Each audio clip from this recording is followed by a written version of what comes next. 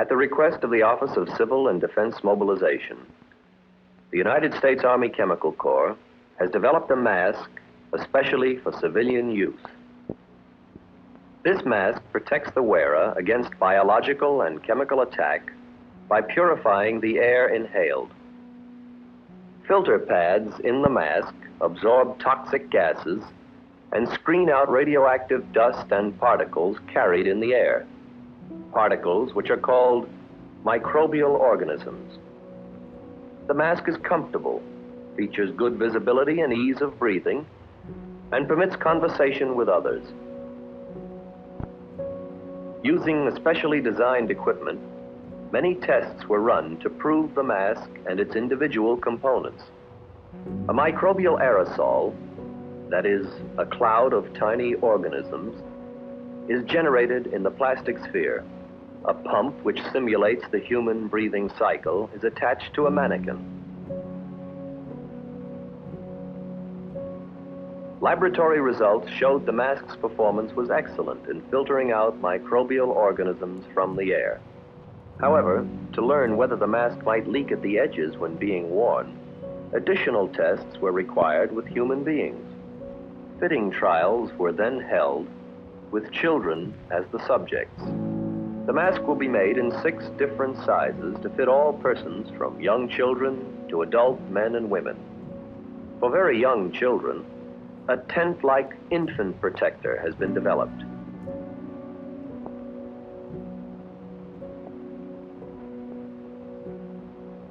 Volunteer children from the families of servicemen are participating in the test with the consent of their parents. To allay any distrust in the minds of the children, the speaker, in explaining the test to be made, points out that there is nothing either risky or unusual about wearing a mask. Masks are worn wherever the air may be impure, by firemen in smoke-filled buildings, by farmers spraying crops, by painters, miners, and many others. The first step in the test is to measure the faces of the group so that proper sizes of masks can be selected.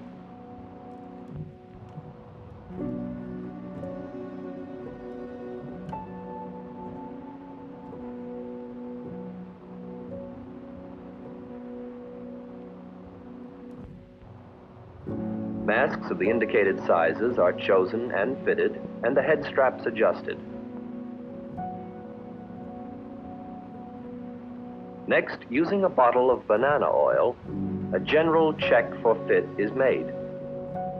If this highly fragrant chemical cannot be smelled, it means the mask is fitting snugly.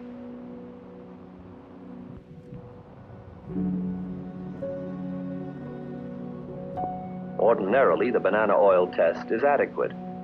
However, a more thorough test in a room filled with harmless microbial organisms will be necessary before official acceptance of the mask for quantity production.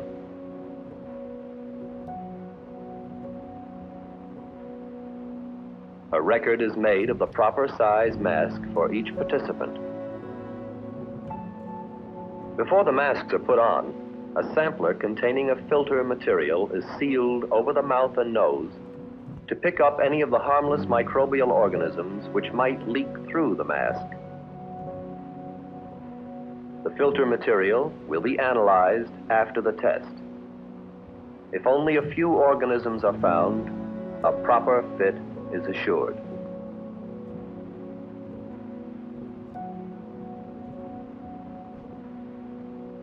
Participants enter the room through doors which seal it off from the rest of the laboratory.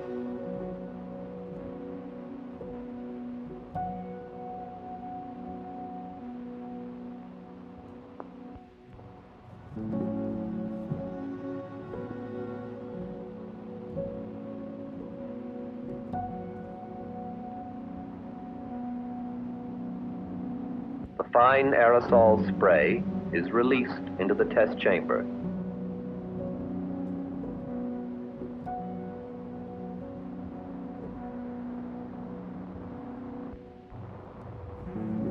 During the 10-minute exposure period, the atmosphere was filled with a large quantity of organisms, a concentration much greater than could be reasonably expected during any biological attack.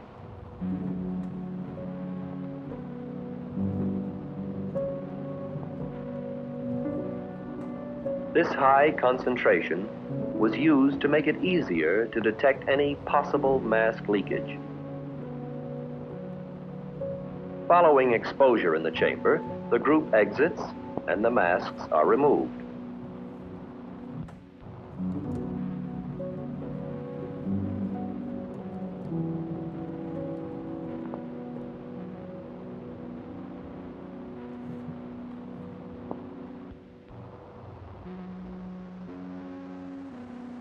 The filter samplers are collected for laboratory assay to determine how many organisms had penetrated the mask.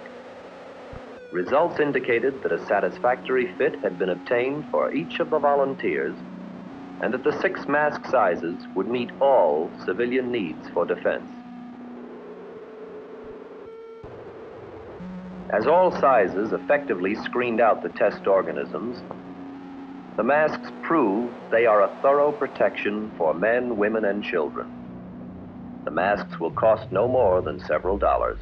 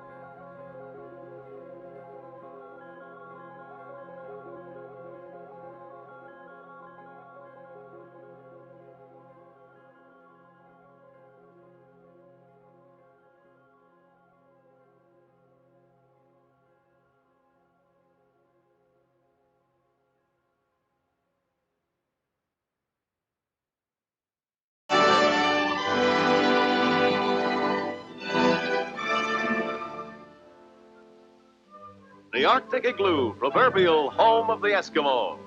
Today, for the armed forces, it can be a practical field shelter in the Arctic.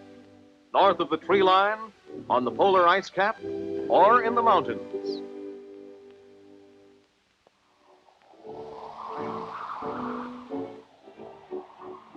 Shelters like these are no match for the hazards of gale winds and violent blizzards encountered in the Arctic. But the igloo takes conditions like these in its stride. With the igloo a structure of increasing concern in Arctic warfare research, 3 men of the 1st Arctic Test Detachment set out on a demonstration of the simple steps involved in building this serviceable and tactically desirable snow house. Only a particular kind of snow, wind-driven and of uniform consistency, can be used for igloos. And if it is unavailable, it's useless to build one. Knife tests reveal whether or not the drift is of the hard-packed consistency that is the only kind suitable for building an igloo. This snow is eminently suitable.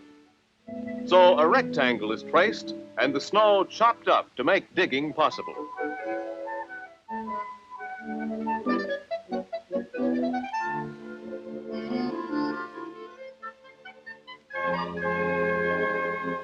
A snowshoe takes the place of a shovel. With more elaborate equipment, work can be speeded up, but 3 men using merely this equipment can build one of these far north shelters in about 3 hours. With a 2-foot pit scooped out, the most delicate operation of Operation Igloo gets underway. Cutting the blocks of snow requires care and patience. In spite of the solid texture of hard-packed Arctic snow, the blocks will crack if too great pressure is applied. For best results, the block should be about 5 inches thick, 30 by 17 inches.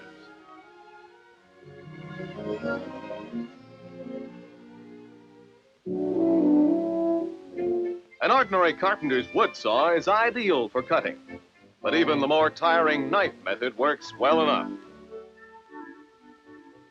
At the end of the pit, a little trench is cut to make it easy to cut the block from underneath.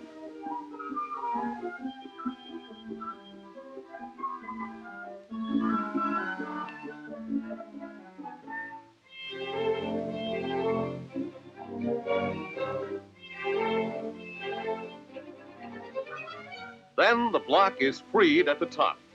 According to their size and the density of the snow, blocks weigh anywhere from 35 to 50 pounds. Careful handling is always a #1 consideration. Though the blocks are remarkably strong, they may break when held in certain positions and jerked suddenly. Blocks are trimmed down into symmetrical slabs to aid in solid construction. There's a common misconception that igloos are made of ice. Nothing to it. Sometimes the going gets a little rugged. On occasions like this, a derrick wouldn't be unwelcome. But you don't often find derricks wandering around loose in this part of the country.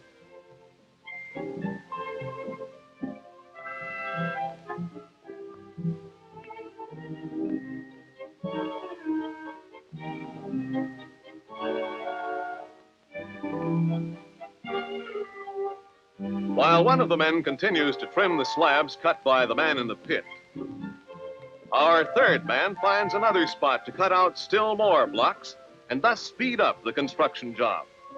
Days are short in the Arctic, no daylight to waste. Back at the main site of operations, work has moved ahead. The pit from which the blocks come will later serve as the interior of the completed igloo. A T-shaped cellar begins to emerge.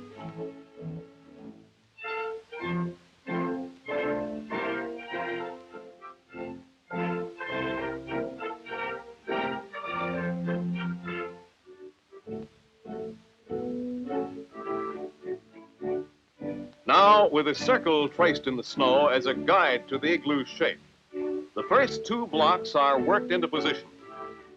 The entire construction of an igloo is based on the principle of the Roman arch. Blocks are trimmed so that they fit against each other at an angle. One block leans against another so that they give each other support.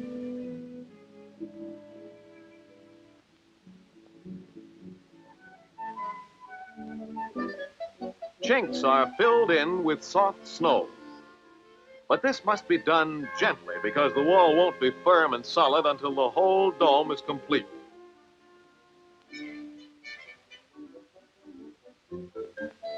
With the first row completed, a new technique comes into play.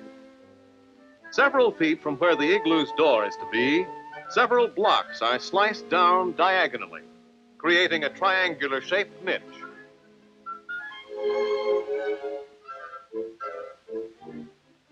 Note the short, choppy strokes of the blade.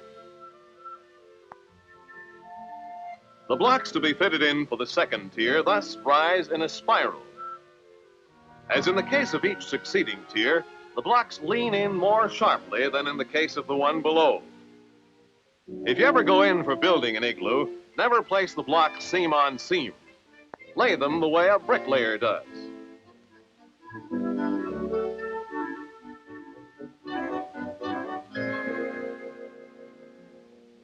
There's no change in method from here on. And if the blocks are carefully set and the snow is of passable quality, there'll be no trouble with a cave-in.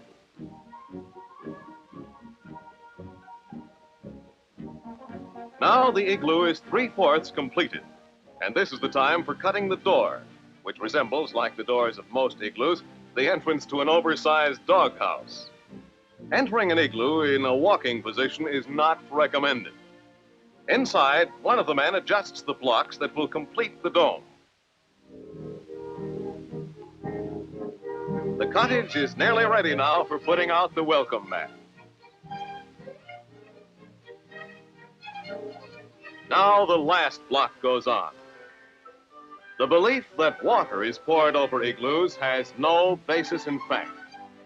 The self-insulating qualities of the snow take care of everything, for snow inherently keeps out the cold and holds in warmth. Final touches. In a little less than 3 hours, a country place of their own. The cost of materials, just like the weather, is zero.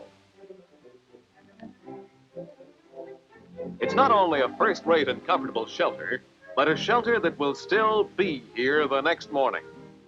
Unlike a tent, no gale winds or blizzards can move it from its present location.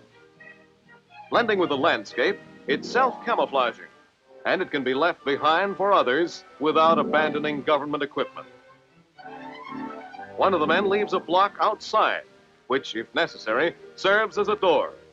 But with the door open and a small hole cut in the dome, ventilation and temperature inside can be regulated. Just 3 knives and 3 hours' work. Know a faster way to build a house? And with the place inhabited, it soon warms up even with the door open. There's plenty of light, too. The dome of snow resembles a huge cluster of diamonds, with each facet reflecting light. A candle after dark creates plenty of illumination.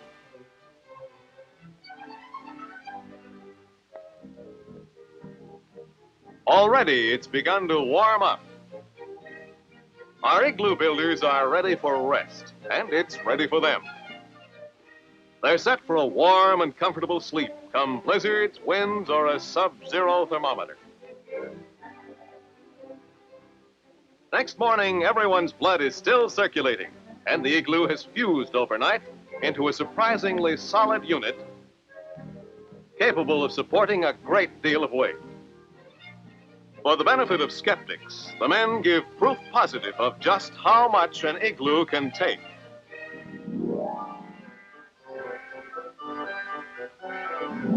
With today's emphasis on the polar regions, the art of constructing an igloo may be a very good thing to know if you ever find yourself in the Arctic.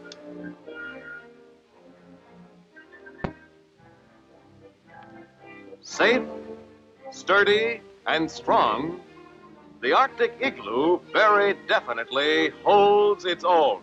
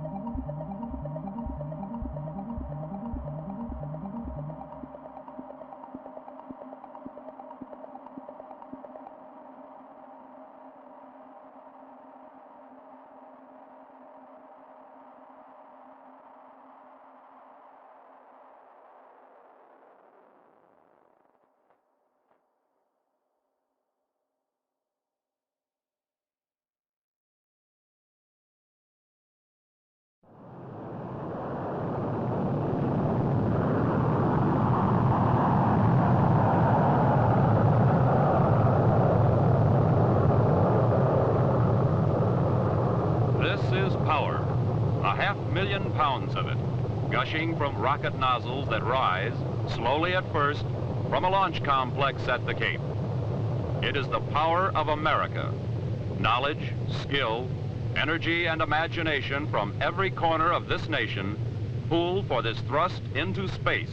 In July of 1950, American rocket pioneers at Cape Canaveral launched Bumper, a captured German V-2 with an Army-developed second stage.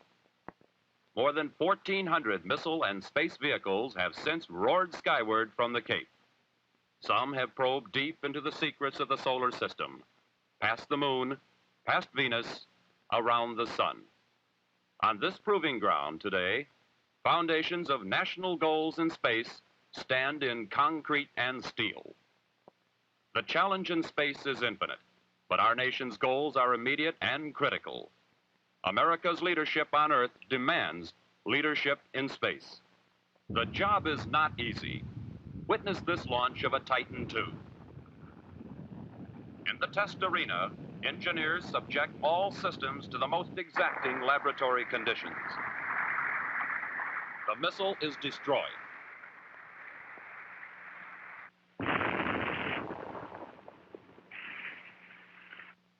All tests, including this disappointing failure, contribute vital knowledge for the greater reliability of this weapon.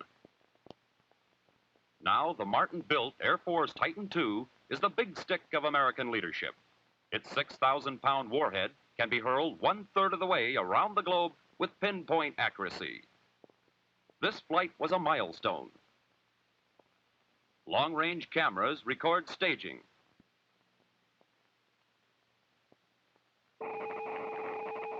The same phenomena is shown from space by cameras mounted on the second stage. Shown 33 times slower than it actually happens, the booster is blasted away at second stage ignition. This is the view that the Gemini pilots will have as they rocket into orbit. Seemingly motionless, the second stage is fast approaching speeds beyond 15,000 miles an hour. Station after station down the Atlantic missile range tracks the missile's flight and records telemetry data on its performance. Where there are no islands, range instrumentation ships like the H.H. Arnold fill the gap. Target zone is near Ascension Island, more than 5,000 miles from the Cape. 30 minutes after launch, the huge nose cone is there. Here is a sight few men have seen. A re-entry vehicle making its fiery plunge from space back through the atmosphere. Designed to withstand the superheating caused by air friction, Titan's nose cone survives to land squarely on target. As the flight ends, the job of compiling the test reports begin. Speed is vital. Some data cassettes are picked up on the fly by range aircraft, making information available to engineers in hours instead of days. The new parameters of missile and space operations are measured in microseconds and millimeters instead of minutes and miles. Back at Patrick Air Force Base, headquarters for the Atlantic Missile Range, flight information is already being checked. It shows this Titan's performance to be nearly perfect.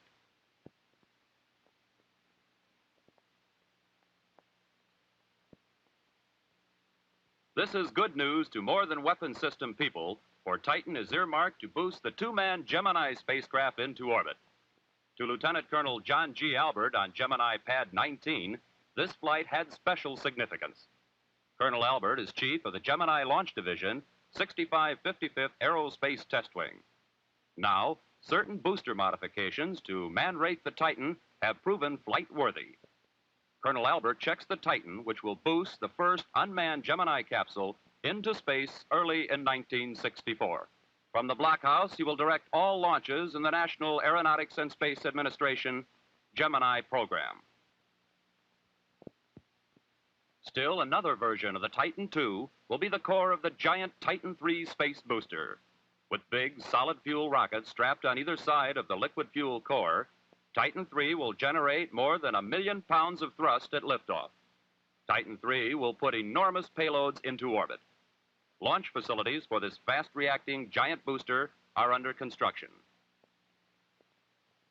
Atlas, like Titan, plays a variety of roles. Atlas, built by General Dynamics, was the first operational intercontinental ballistic missile on duty with SAC. For NASA, it powered the Ranger moon probes, the Mariner flight to Venus, and the orbital flights of Project Mercury. Air Force crewmen need all their technical competence to prepare this complex system for flight. This Atlas being prepared for launch by airmen of the 6555th Aerospace Test Wing seeks both military competence and scientific truth. Passenger pods attached to the side of the Atlas carry a variety of experiments for basic research in the space environment.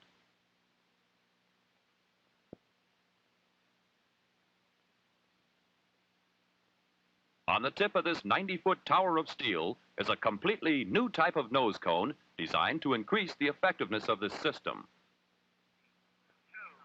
1, 0, that was 1, 2, 3, 4, 5, 6, 7, 8, 9, 10. 300,000 parts functioned perfectly when the Atlas roared to life, living up to its reputation for dependability.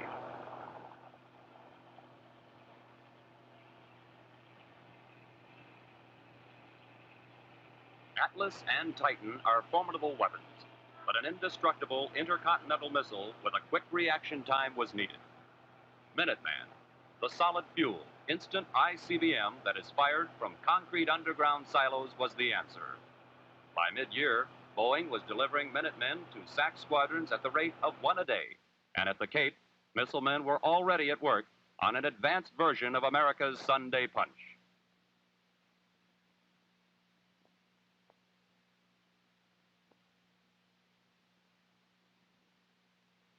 This early flight ended with an explosion that was visible for miles.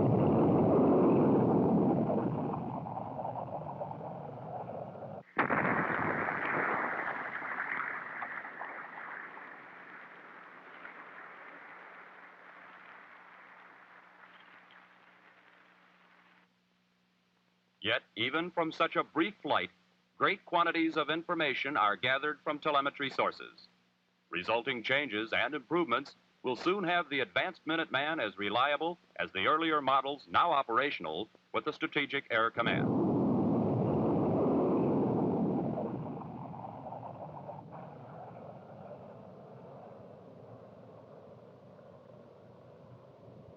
This November test, employing an entirely new second stage, streaked more than 5,000 miles down the Atlantic missile range to score a strike.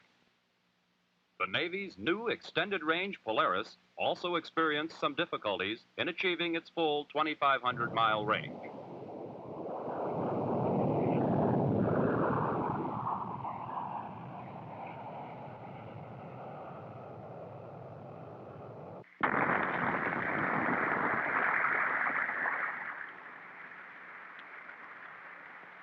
By October, design changes had so improved reliability of the new bird that it was considered ready for the acid test, launch from a submarine. Every missile-firing submarine comes to the Cape for a shakedown cruise, which includes the launch of a production model Polaris. The USS Andrew Jackson was chosen to fire the first new model Polaris. Loaded with the Lockheed Corporation's new Polaris, the Andrew Jackson cruised a few miles off the coast of Cape Canaveral and submerged.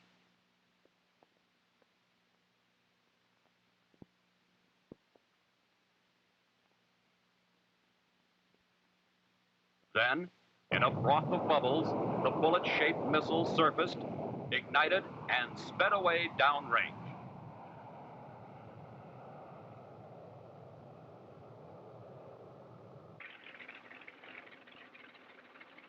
The Army completed development testing of their selective range Pershing with a demonstration of how this new tactical weapon earned the nickname Shoot and Scoop.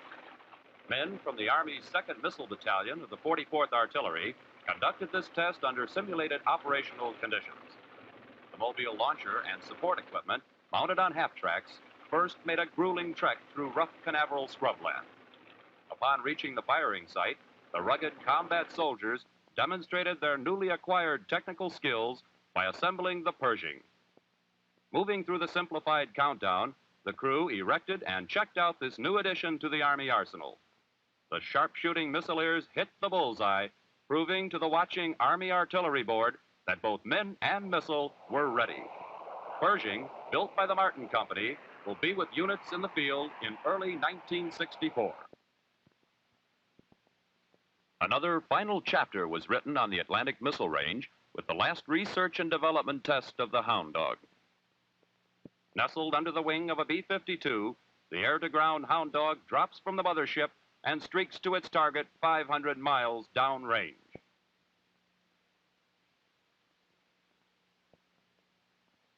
The Air Force Mace has been a sentinel on the outpost of freedom for years. Selected crews for this tactical weapon are brought to the Cape for system checkout and for launch training. In hardened, protected sites overseas, Mace crews are ready and waiting should their missiles ever have to come alive.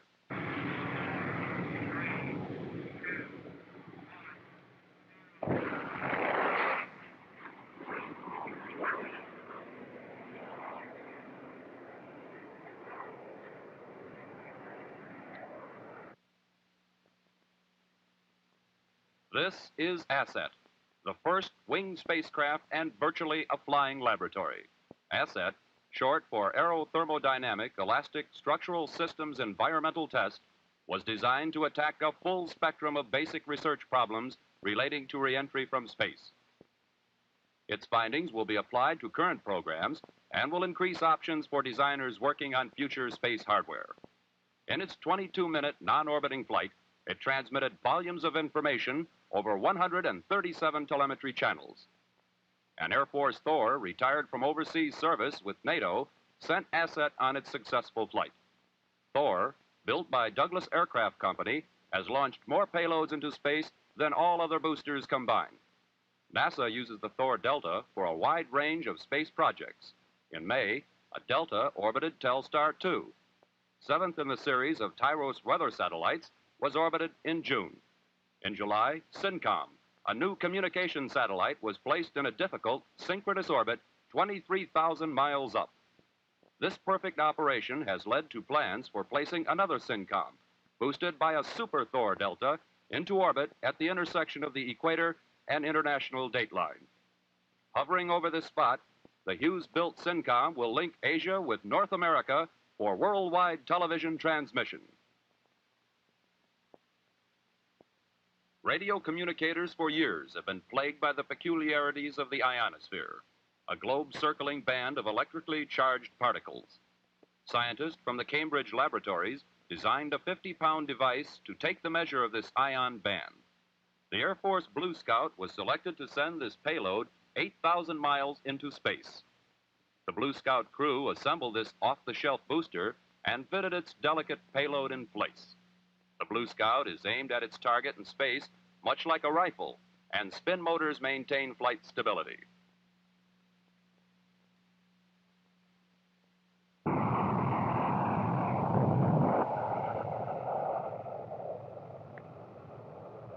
Project officials announced the results of the probe were excellent.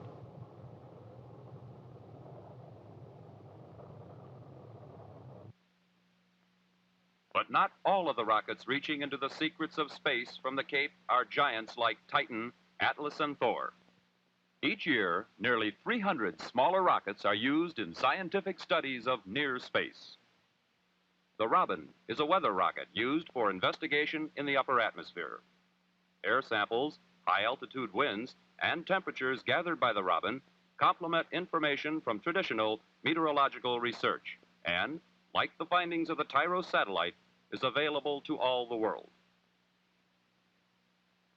This sleek-looking Nike Cajun is equipped to measure radiation. Along with high-altitude aircraft, Nike Cajun is used in a joint United States, Great Britain, and Canadian radiation detection program.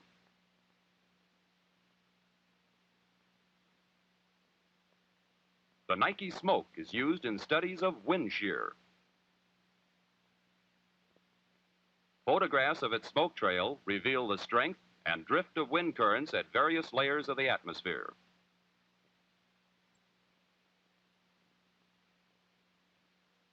This information is valuable in planning guidance and in determining the structural strength necessary for large space boosters.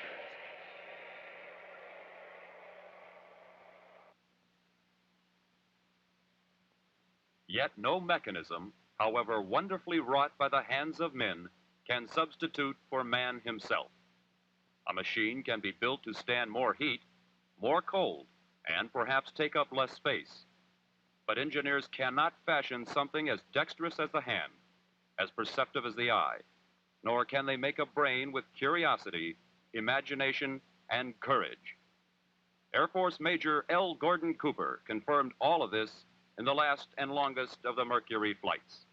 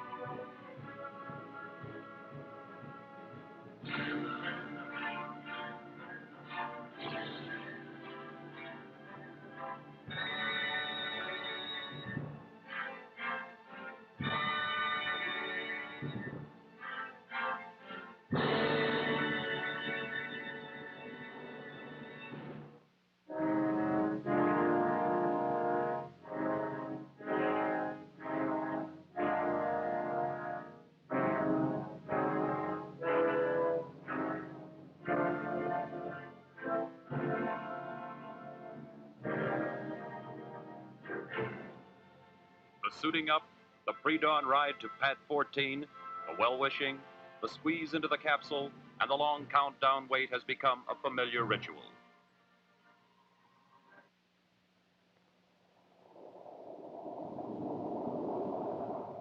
But then the count reaches its final moments. Ignition.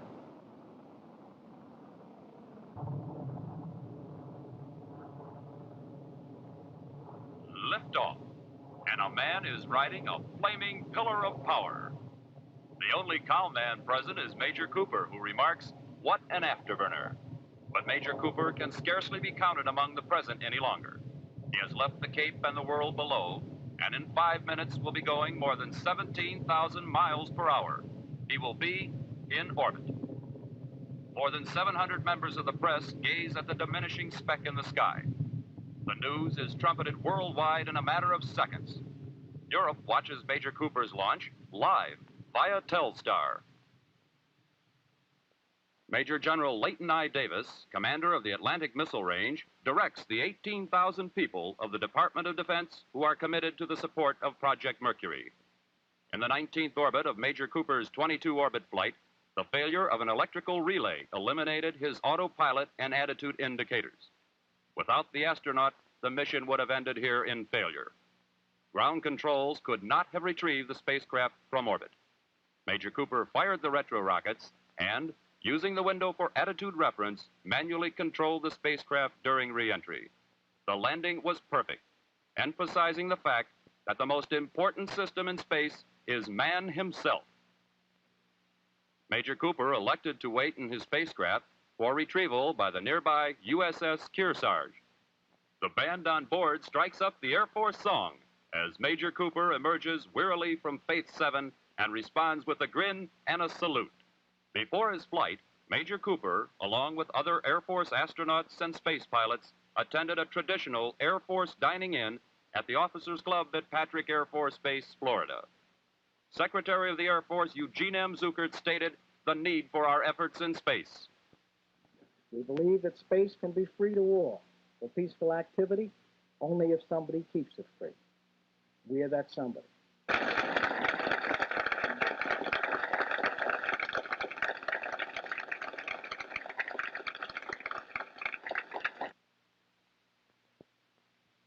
Project Mercury scouted the frontier of space. Project Gemini will make further explorations, but much more power is needed to make the trip to the moon. NASA's Saturn, the booster for the Apollo program, will furnish this power. Standing 168 feet tall, this rocket dwarfs the people preparing it for launch. 3 previous tests of the 8-engine booster have been completely successful. Primary objective of this test was to check booster performance with one engine shut down in flight. This flight, too, was successful. On November the 16th, 1963, Air Force One touched down at the Cape skid strip, bringing President Kennedy on his 3rd visit to America's spaceport.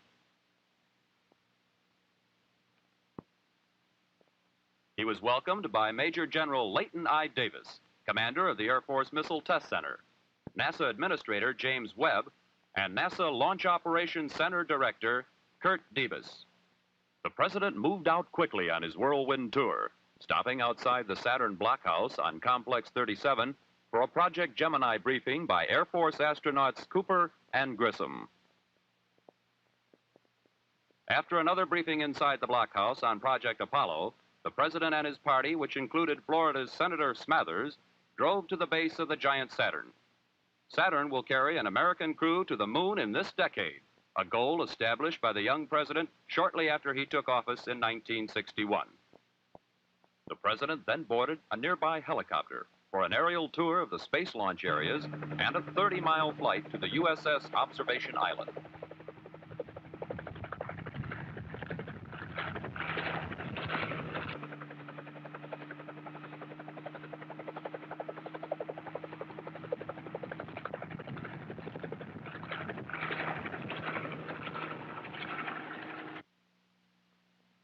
The commander-in-chief was piped aboard.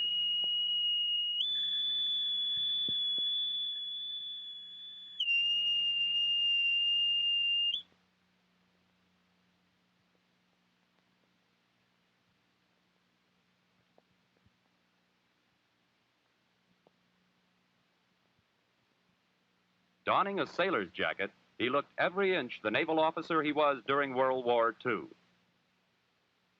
The fleet performed flawlessly, and President Kennedy saw his first Cape missile launch, a Polaris, from the submerged nuclear submarine, the Andrew Jackson.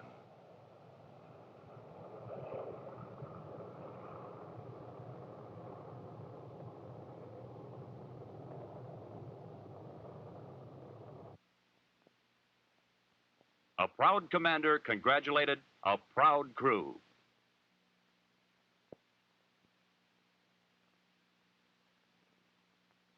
The president returned to the Cape by helicopter. His visit expressed his continuing support for the nation's space program. President Kennedy bids his farewells.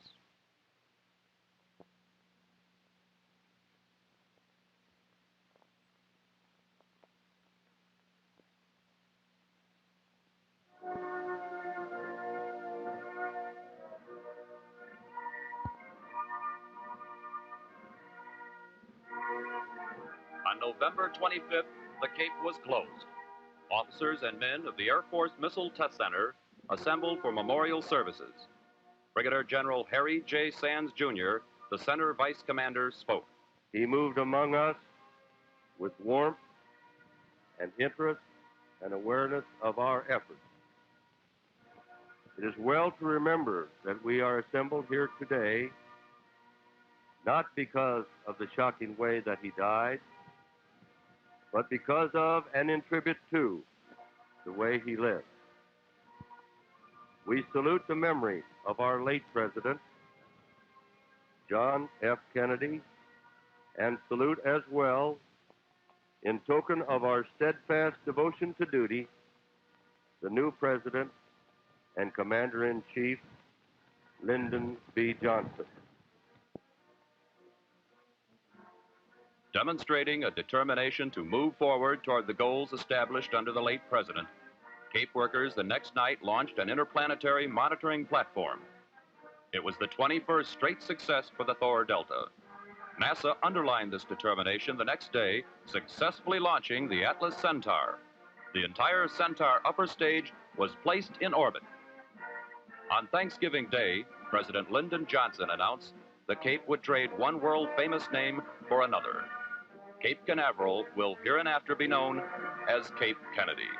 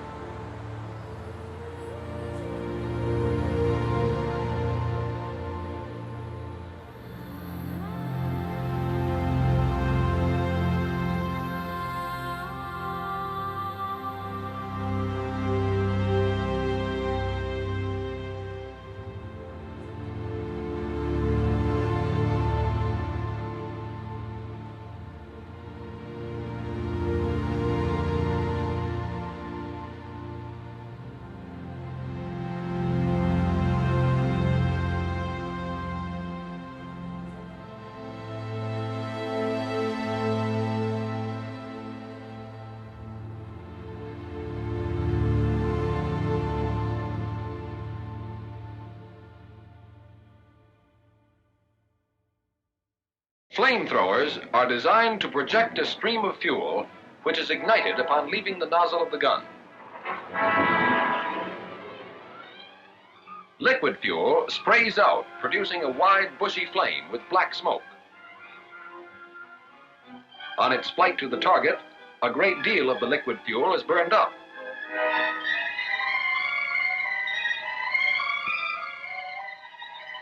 Fuels treated with a thickener called napalm produce narrower flames. The thicker the fuel, the narrower the flame. Under the same conditions, thin napalm fuel produces a much wider flame than thickened fuel and burns for only a few seconds on the target. Thickening fuel greatly increases the range.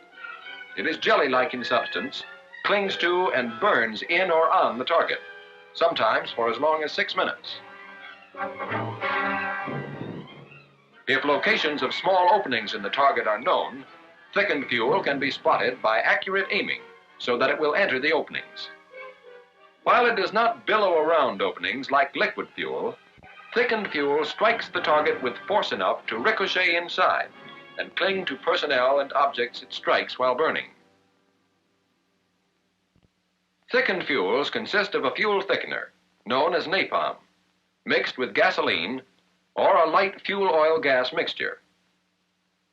The thickener comes in airtight cans containing 5 1/4 pounds of the material.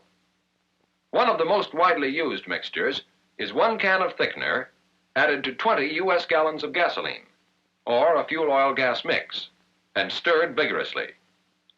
Generally, a dry, open-head 55-gallon drum and improvised wooden paddle are used. Galvanized containers must never be used because of chemical reaction which may break down the fuel. This 4.2% mix is generally preferred. To determine whether the mix has been sufficiently stirred, lift the paddle. If it runs off, it needs more stirring. If it drips off and leaves only an adhering film, it is sufficiently stirred, providing there is no settling of particles. Newly mixed fuel has the appearance of tapioca pudding and is readily pourable. Its thickener will react faster at high temperatures, which means less stirring time is required. If the temperature is below 50 degrees Fahrenheit, it is desirable to prepare thickened fuel indoors in a heated room, which will reduce the stir time considerably. A correctly stirred mix shows no settling of particles. Aged fuel takes on the appearance of an even jelly, which is stringy. Aging has more effect on low percentage than high percentage mixtures. There is no appreciable change in concentrations greater than 6%. For demonstration, this man is dipping his hand into the fuel. But don't make a habit of it. Leaded gasoline is toxic. Aged fuel looks like smooth jelly. Peptizing fuel at any temperature combines the advantages of thickened and unthickened fuel. It's pourable, stable. Range of thickened fuel with a wider flame. For portable flamethrowers, 2 tablespoonfuls of water mixed with 1 can of powder before adding to 20 gallons of liquid are suggested. After standing, this mix can be transferred without pressure. Here you can get a good idea of the different consistencies arrived at as a result of varying the amount of thickener. By increasing the amount of thickener from 2 to 6%, a wide range of fuels can be obtained.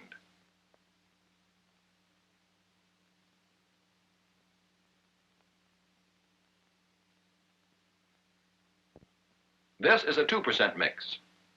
This and the following demonstrations are a comparison of various mixes. Here is a 2% mix being fired. Note that it has quite a wide flame and a maximum range of about 35 yards. This is a 6% mix.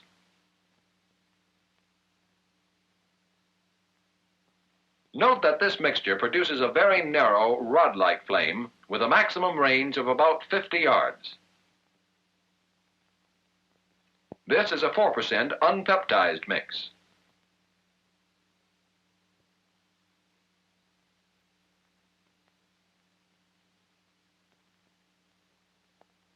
This mix produces a flame not quite as narrow as the 6% mix. Its maximum range is approximately 45 yards.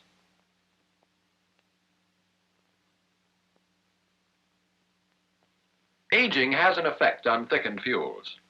Low concentrations have a tendency to decrease in viscosity. Here's a 3% mix 1 day after preparation. In performance, note that it produces a fairly narrow flame for a maximum range of about 45 yards. Here is the same fuel 2 weeks after mixing. Note that the flame is wider and the range is much shorter. To get the best results from thickened fuels, watch your stir time. Keep all your equipment and material clean and dry. Age your fuel except in emergencies. And test fire before going into action.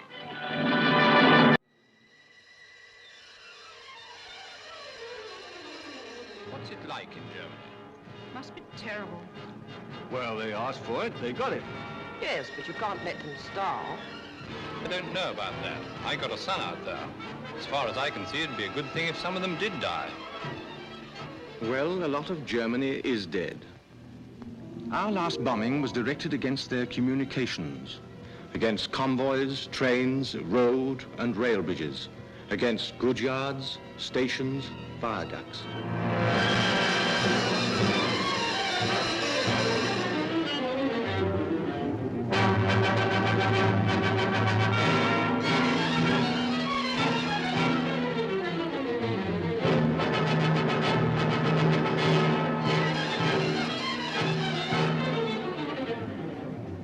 We not only smashed up the towns, but smashed up the links between the towns. And at the finish, life in Germany just ran down like a clock. Place and time meant nothing, because the people, the links between the people were smashed too.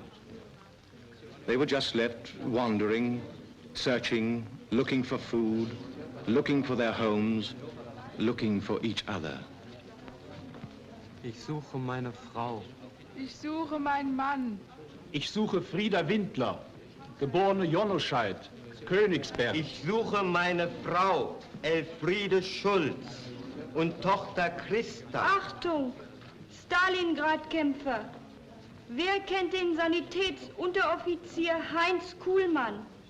Feldpost Nummer... There are 70 million people in Germany, and about 30 million of them are looking for someone, or are lost and lie looking without seeing, like the eyes of a dead rabbit. They are still stunned by what hit them, stunned by the war they started. But in the search for food and the urge to get home, the life force is beginning to stir again. Today, our powers of destruction are terrifying, but the will to live is still stronger.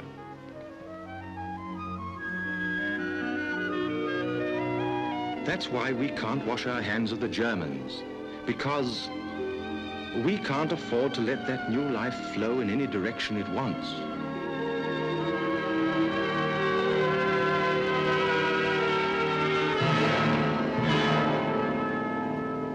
Our military government, that is, your husbands and sons, have to prod the Germans into putting their house in order. Why? We have an interest in Germany that is purely selfish. We cannot live next to a disease-ridden neighbor. And we must prevent not only starvation and epidemics, but also diseases of the mind, new brands of fascism from springing up. What is more, we have to persuade the Germans to do this themselves.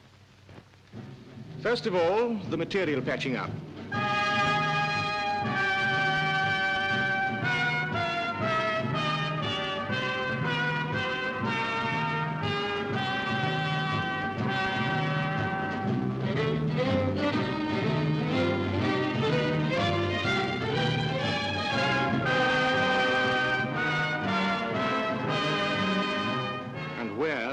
Meantime, do they live?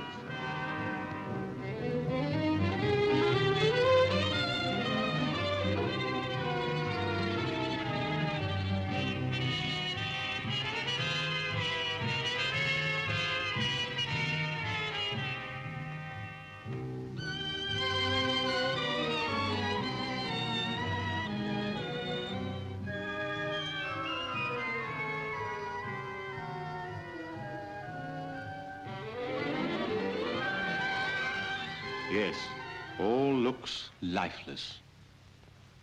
But underneath the rubble, there are people living in the cellars. The smoke from the cooking stoves drifts up from the ruins to the open third story where people are living too. Many in the big towns living without light, without coal, without water, without soap, living in the stench of corpses and sewerage, but still with the will to live.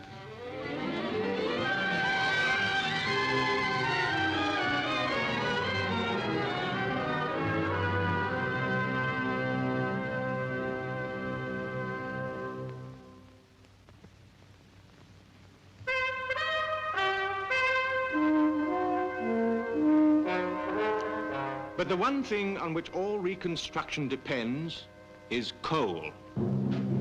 Without coal, there can be no power and no transport. In Essen, our coal control has taken over the Krupp family mansion as its headquarters. And from here, we organize the output and distribution from the whole Ruhr coal fields.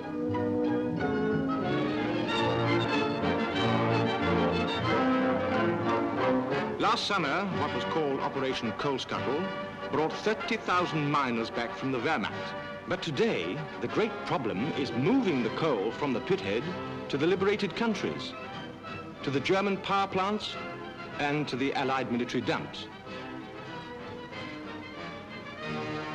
For the Germans themselves, there is no coal.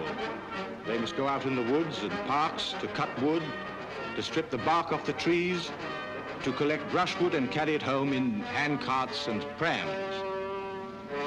We say the great problem. But in Germany today, for military government officers, there is no such thing as a single problem. For example, the liberated countries won't get this coal unless there is transport to carry it. The transport cannot move any distance unless the tracks and the bridges have been repaired. They can't be repaired without steel, and the steel cannot be made without coal.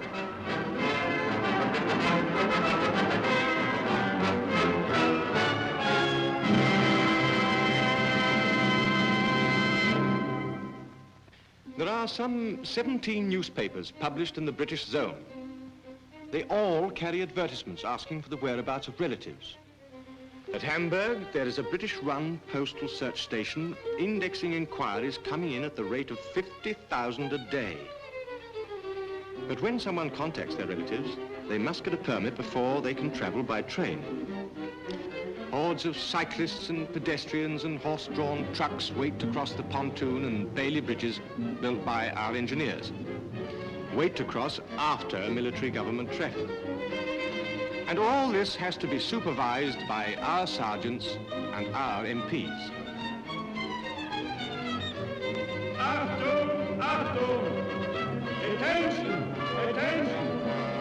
Personenzug nach Hannover, 11:50 Uhr. Train now coming in is 11:50 for Hannover. Bahnsteig 7. Bielefeld, Minden, Hamm, Dortmund, 12:25 Uhr. Das Fahren auf den Puffern ist verboten. It is forbidden to ride on the buffers. Wagen mit der Seatbelt. Wait until the train stops. Fahren auf den Puffern, Fenster verboten. It is absolutely forbidden to ride on the buffers. Abfahrt Lüneburg und alle Stationen nach Kiel, 12:49 Uhr. The 12:49 train for Lüneburg and all stations to Kiel is allowed to leave.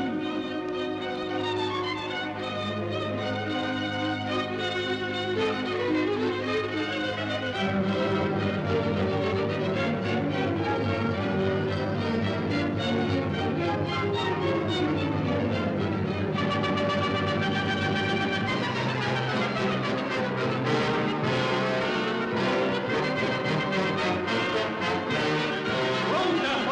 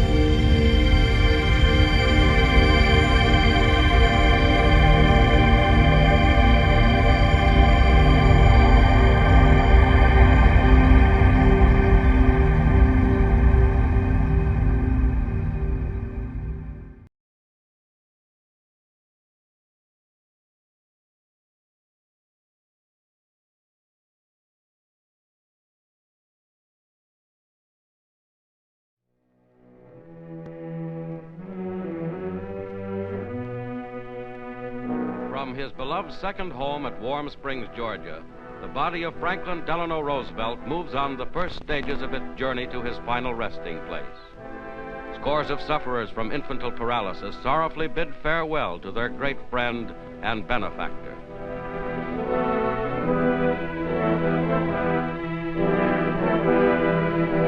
The president's dog follows his beloved master. Aboard a special train beginning the 24-hour trip back to Washington, the 31st President of the United States leaves Warm Springs forever. And all along the 700-mile route, people gather to honor President Roosevelt and his ideals.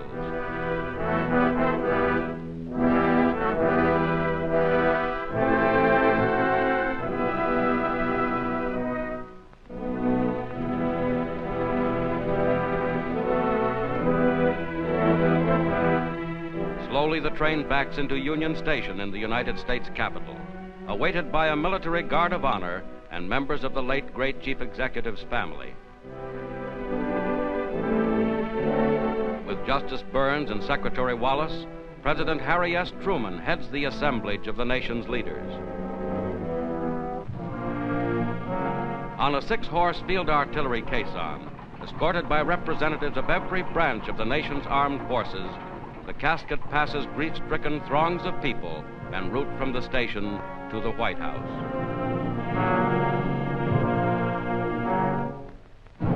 Warplanes pay a final tribute to the fallen commander-in-chief, and officers and men of the mighty armed forces which he led march in slow, measured tread in Franklin Roosevelt's honor.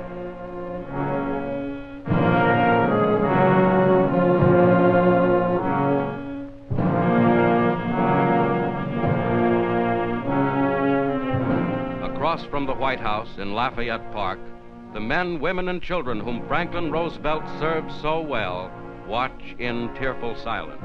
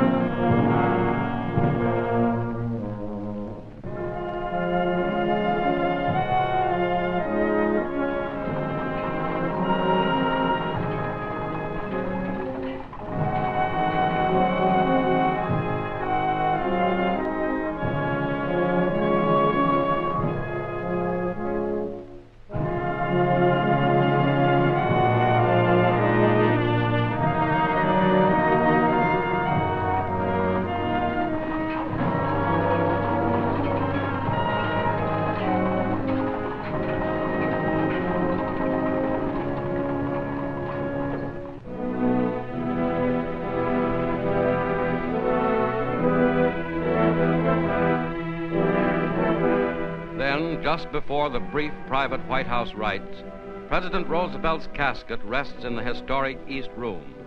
Here, 80 years before, lay Abraham Lincoln.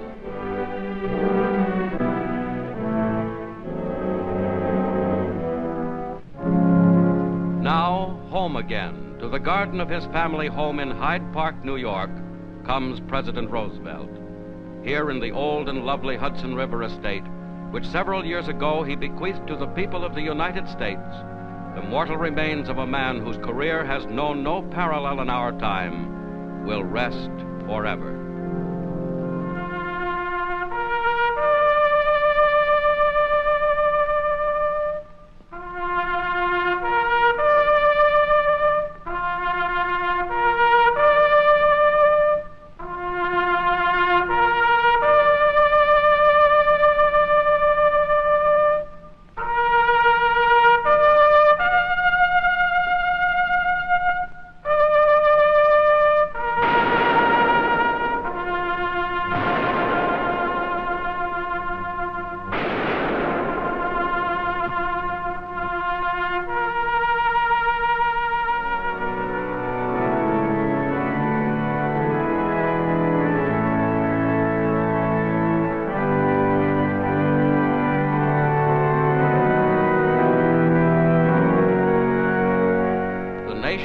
and the world mourn with Mrs. Roosevelt and her family.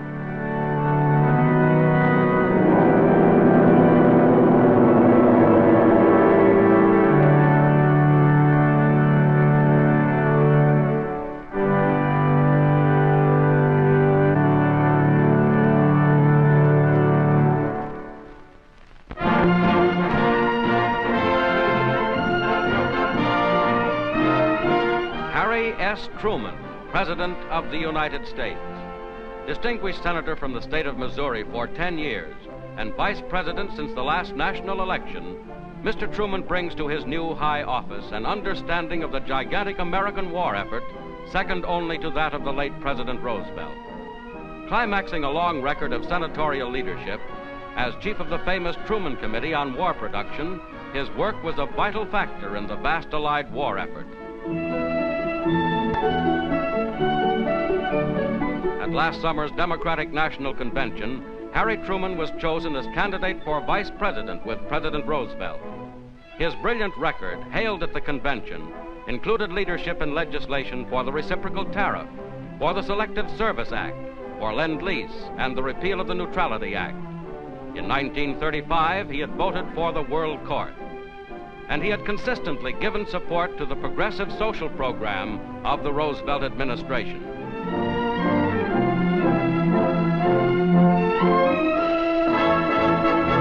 Returning to Washington with Mr. Roosevelt, Harry Truman was now the Vice President-elect. In his first speech after his inauguration, Vice President Truman said, "In this shrinking world, no nation can live safely alone.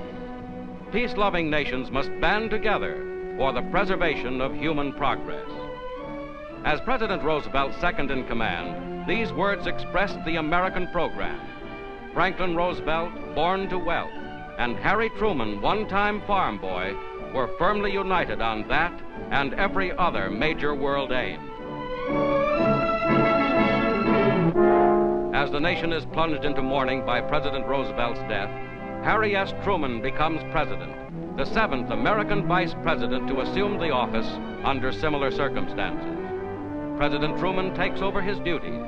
He announces that the San Francisco Conference will go ahead as scheduled, and immediately receives the nation's military leaders, War Secretary Stimson, Army Chief of Staff Marshall, and Fleet Admiral King.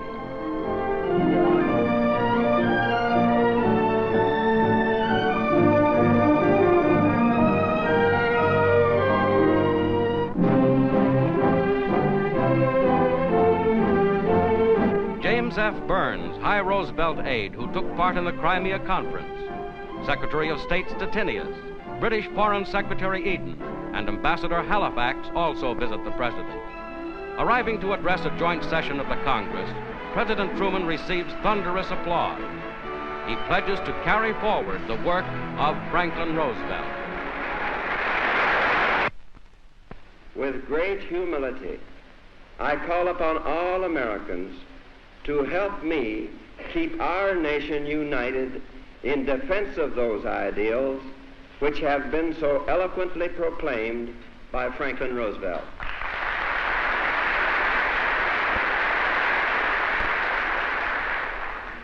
I want in turn to assure my fellow Americans and all of those who love peace and liberty throughout the world that I will support and defend those ideals with all my strength and all my heart.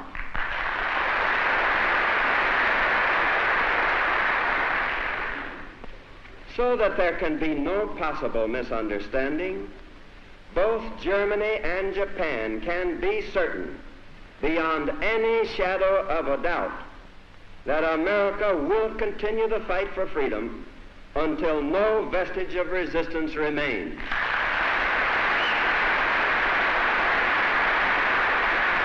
Our demand has been, and it remains, unconditional surrender.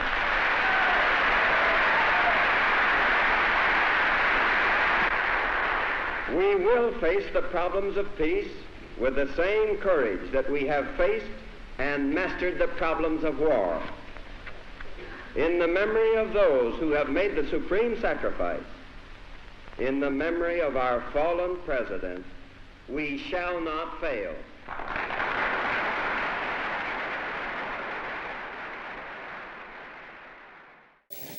It is in this press room at the Bureau of Engraving and Printing where the postage stamps are printed, gummed, and inked.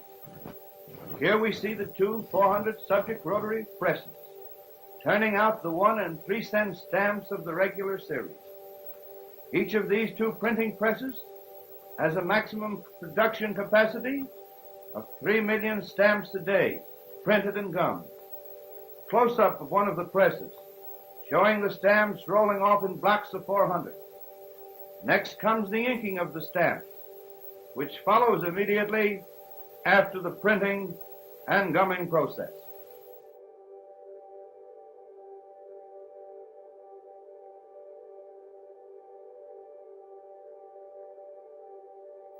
Here we see the stamps being sorted, counted, and prepared for distribution.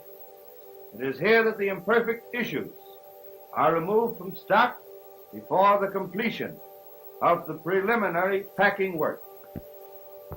From the sorting table, the stamps are sent to the packing and shipping division, where they are wrapped, sealed, and prepared for shipment to the 45,000 post offices throughout the United States.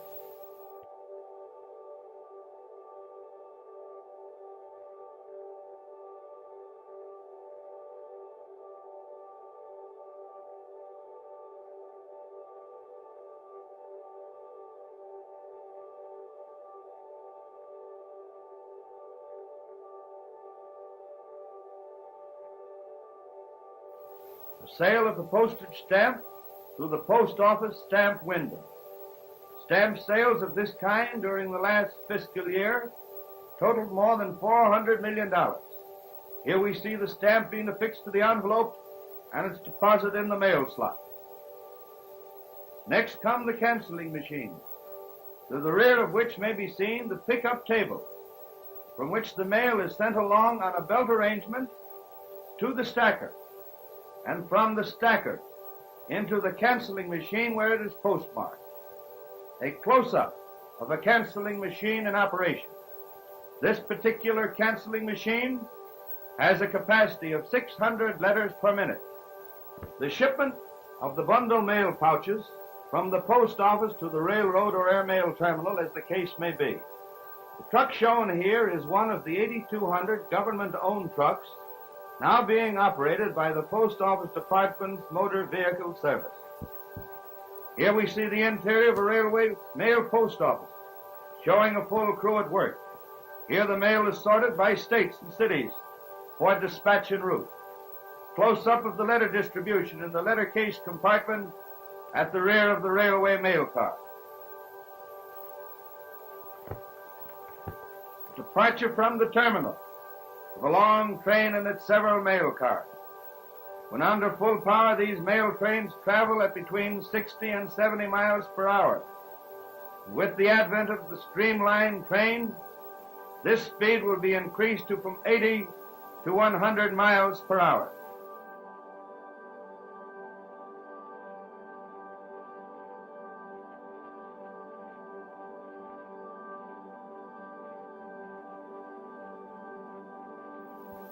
Here we see a mail pouch being hung on a carrier pouch mail crane at the side of the railroad tracks. This automatic device being employed at such points as are not included as stops on the railroad schedule.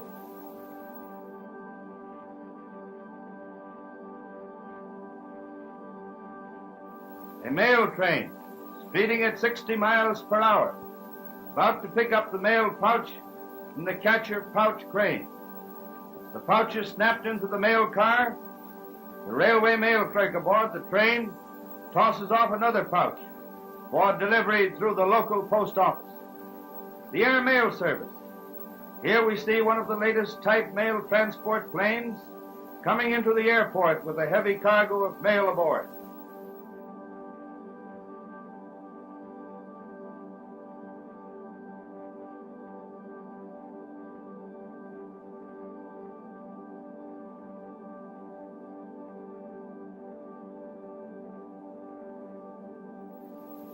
Swinging into position, first thought of the pilot and the airport attendants is the quick dispatch of the mail.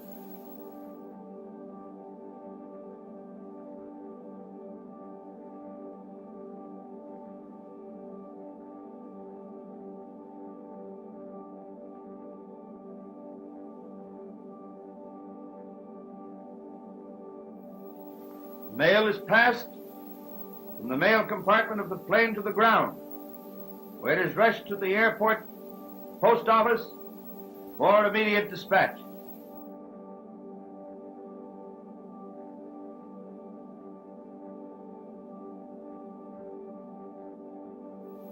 This completed, the outgoing mail is hauled to the plane and placed aboard.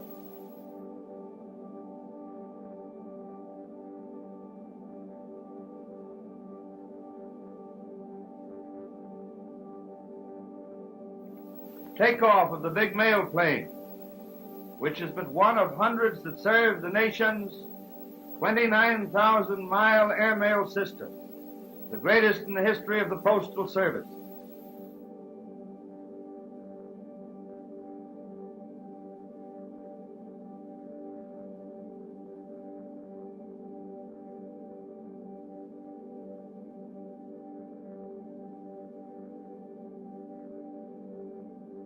After arrival at the post office of destination, the mail is placed in the sorting room racks, where the primary distribution takes place. Here the mail is prepared for local delivery.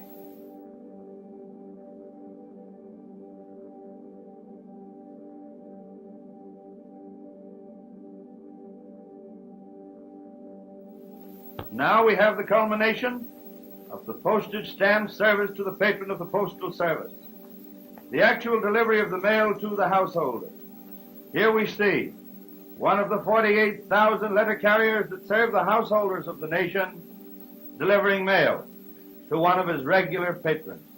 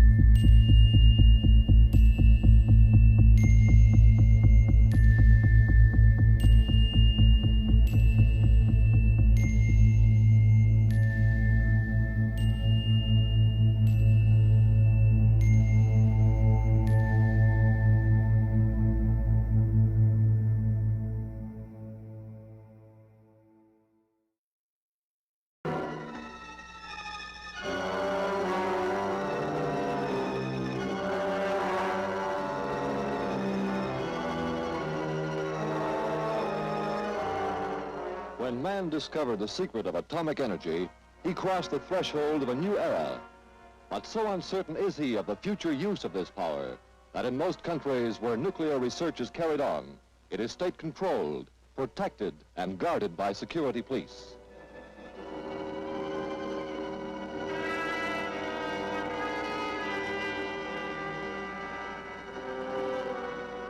Not only does atomic energy present a major problem of control to the United Nations, but the life-killing rays demonstrated at Hiroshima are ever present in the day-to-day work of the atomic scientist.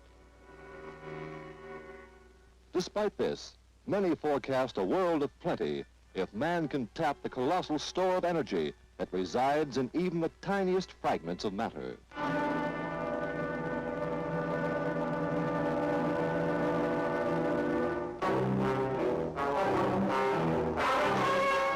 In many regions of the present-day world, a new industrial revolution would loom if atomic energy were harnessed. Vast social and economic benefits would become possible for millions. Even highly industrialized countries would find their best fuels obsolete, for a power supply 2 million times more effective than coal lies within the atoms of uranium-235. An atom is the smallest piece of any chemical element. It resembles a minute solar system with a central sun called the nucleus, surrounded by whirling planets called electrons. No one has ever seen an atom, nor ever will, because it is so small. For instance, a speck of uranium the size of the dot over an eye would contain more than 2 million trillion atoms, as far apart from each other as the stars in the sky. The heart of the atom is the nucleus, 20,000 times smaller than the atom itself. Yet holding the nucleus together are the mightiest forces known to man. When this force is released, we get atomic energy. This is done by splitting the nucleus with a tiny bullet called a neutron. When the neutron strikes the nucleus explodes.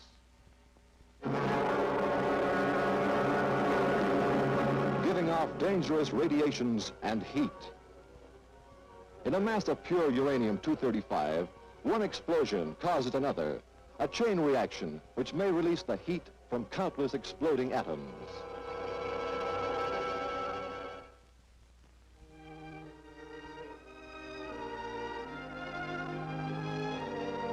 Canada, chief source of uranium, is a key nation in atomic affairs. At Great Bear Lake in the Canadian Arctic, the ore is mined and shipped out to the refinery. A quantity of the pure metal ultimately goes to the Atomic Research Center at Chalk River, Ontario.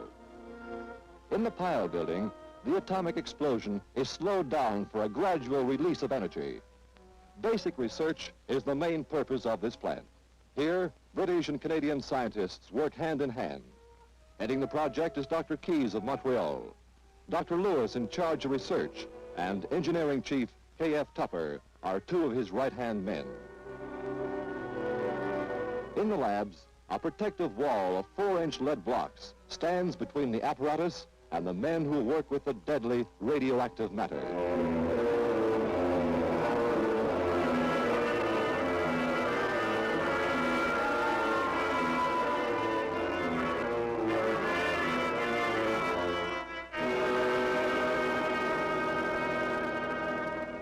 Working with small amounts of radioactive materials lessens the danger from radiation. This technique is followed at Chalk River. It is called microchemistry and demands a completely new set of apparatus on a scale even smaller than that of a doll's house.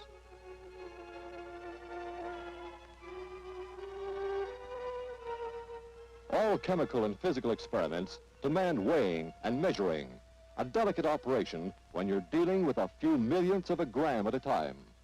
The movement of the sensitive torsion balance is so slight that a microscope is used to observe its reaction.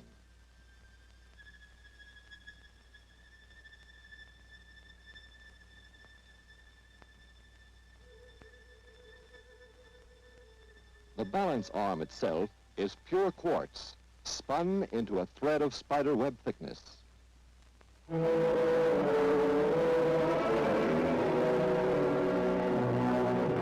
Because of the unusual hazards involved in atomic research, health men constantly check the safety of working areas. Everyone in the operational buildings wears a small piece of film which is sensitive to radiations. Each week, the films are developed and checked for exposure by a density meter. A film that is too dark spells danger for its owner.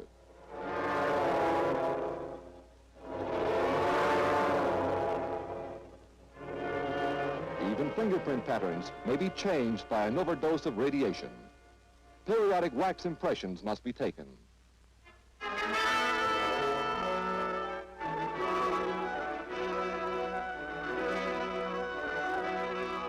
Before atomic energy is practical, many complicated engineering problems must be solved. But already, a byproduct of the production of atomic energy has supplied science with an important research tool, the radioactive isotope.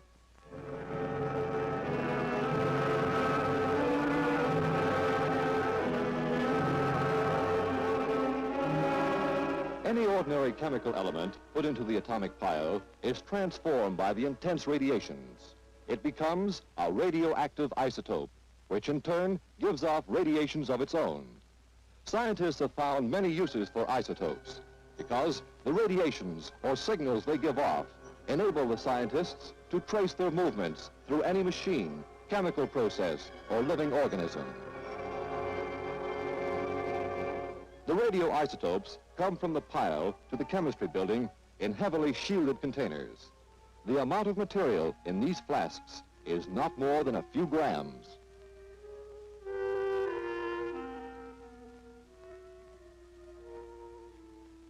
The most important isotopes are radioactive phosphorus, carbon, iodine, and sodium. Some of the isotopes go directly from the pile to research centers. Others must first be chemically refined in the Chalk River laboratories.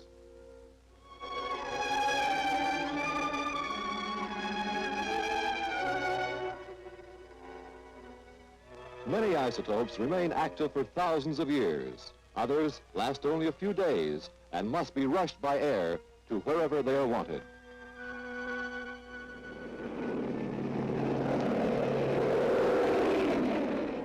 Although the first fruits of the atomic age are going to biology and medicine, atomic scientists are seeking the answers to other problems that lie ahead. Can atomic energy be harnessed to develop backward areas, to increase the yield of agriculture, to drive trains and ships, to heat and light whole cities? The answer to most of these questions is only a matter of time. In a few short years, man has unlocked many of nature's secrets. If his wisdom can keep pace with the advance of knowledge, he may yet inherit the bright world that science can build.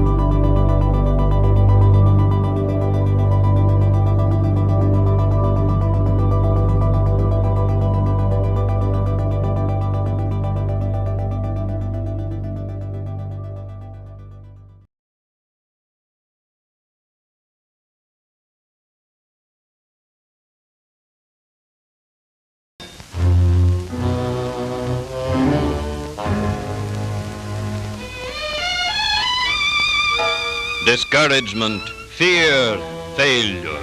Only a few years ago, these stalked the nation. Depression haunted America.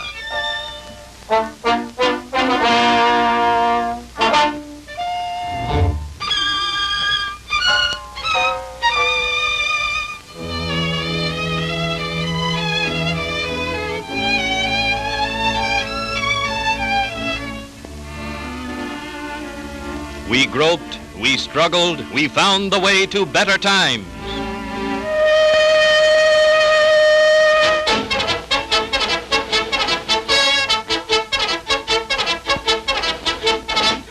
Today, depression is a fading memory. Millions of men and women have found employment, and with it, confidence and hope.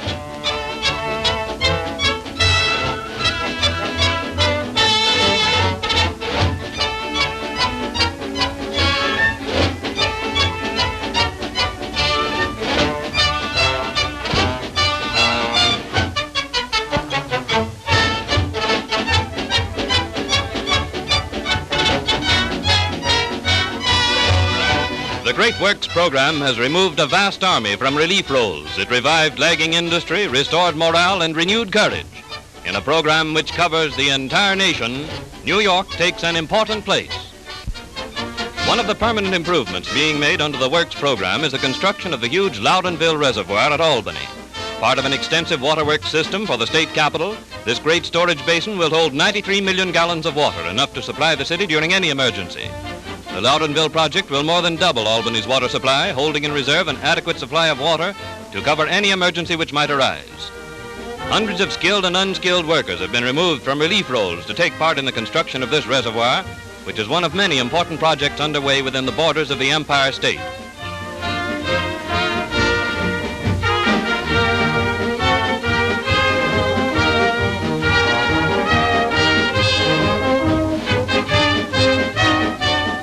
This conduit, when completed, will carry water to all parts of the city from the new reservoir. In Buffalo, the Clearwater Reservoir is being constructed beneath a park, and the new Best Street Stadium, seating 60,000, nears completion. The city of Syracuse, for years menaced by an encircling open sewer, will be protected by a modern drainage system which is now under construction.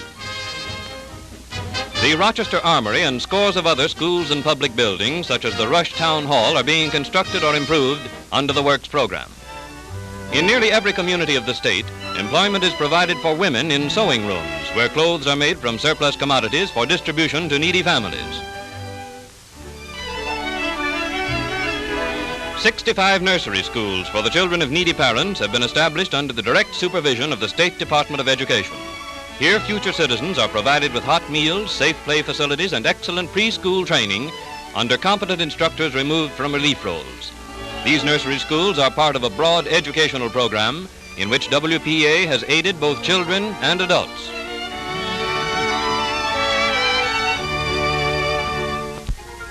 In Buffalo, a traveling marionette theater has become an extremely popular project. Performances given by request at public schools and institutions have brought entertainment and instruction to more than 2 million children through the reenactment of historical episodes. The Marionette Theater finds its most enthusiastic audience at the Crippled Children's Home in Buffalo, where the applause of the youngsters is echoed by physicians and nurses who consider the marionettes excellent medicine. This is a federal theater project. Under the Works program, artists, actors, writers, and musicians contribute their share to the cultural development of the community.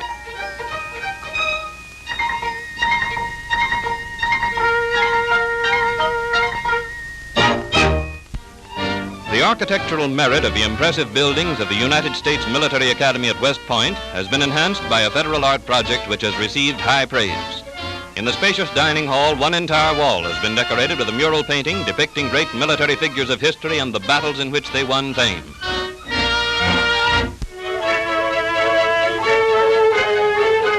Stretching for many miles along the west bank of the beautiful Hudson River, the Palisades Interstate Park offers practically every sort of recreational facility. Completely equipped bathhouses have been constructed convenient to the excellent beaches. All improvements are planned to add to the park's natural beauty. Dedicated to the founder of Palisades Park is a 5-mile scenic drive leading to the Perkins Memorial Tower. The Park Administration Building is also being constructed by WPA. At Bethpage State Park, a new clubhouse has recently been completed. And for the enjoyment of golfers, 4 18-hole courses have been provided. Membership in an expensive club is no longer necessary for local devotees of the royal and ancient sport.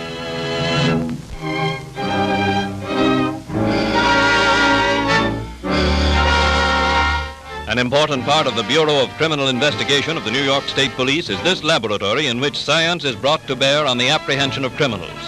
WPA is helping in this vitally important work by supplying trained laboratory technicians and clerical workers.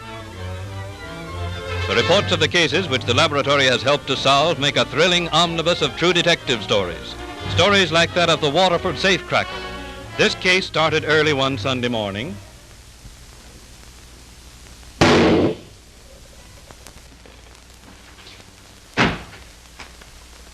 Good morning, Sergeant. Sit down. What have you got on the Waterford safe case? Not a great deal, sir. Looks like an inside job. Although there weren't any fingerprints, we've got some good tire prints made in the alley after the rain. I've had casts of measurements made and sent them to the lab. Good. Let's see what they say about them. Connect me with Dr. Kirschberg, please. Good morning, Doctor. Have you checked those tire prints yet? Yes, the report just came to my desk. The rear tires are practically new. The front, slight pattern on the left, no pattern on the right. Thank you, Doctor. You better get copies of that report and check all the cars of the company's employees. That's a start anyway. Yes, sir.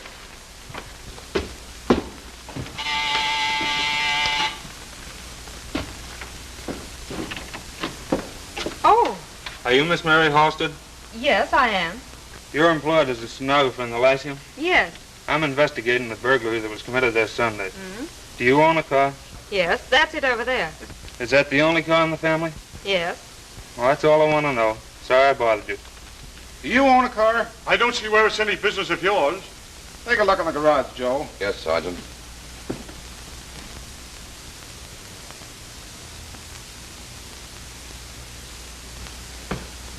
The tires check with the lab report, Sergeant. I think you better come with me. The evidence of the tire prints is sufficient to hold this suspect for questioning. As part of the examination, the material from under his fingernails and his clothing are sent to the laboratory. In the laboratory, the scrapings from the suspect's nails are placed under a microscope. Examination reveals traces of putty, which was used to seal the hole in which the explosive was placed. Under a comparison microscope, the putty under the nails and traces of putty from the safe door are compared. They are identical. In the meantime, the suspect's clothes have been gone over with a vacuum cleaner and a magnet, which picks up fine steel filings from the safe door. His coat is placed under an ultraviolet light, and immediately 2 stains become visible on the fabric. Pieces of each stain are given numerous chemical tests. The first stain is of no consequence. It proves to be gravy. But the second stain clinches the case. It is nitric acid, the basic ingredient of the explosive used to crack the safe. Under this complete chain of evidence, Brown's alibi soon crumbles. A quick trial, a just sentence, and the Bureau of Criminal Investigation has completed another assignment.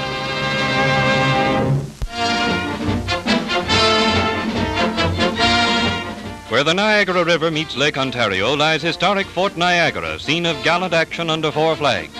Built by the French before the French and Indian Wars, the fort has been restored by WPA, and new officers' quarters have been constructed. Here, Canada and the United States signed the Rush-Bagot Peace Treaty, commemorated by this monument.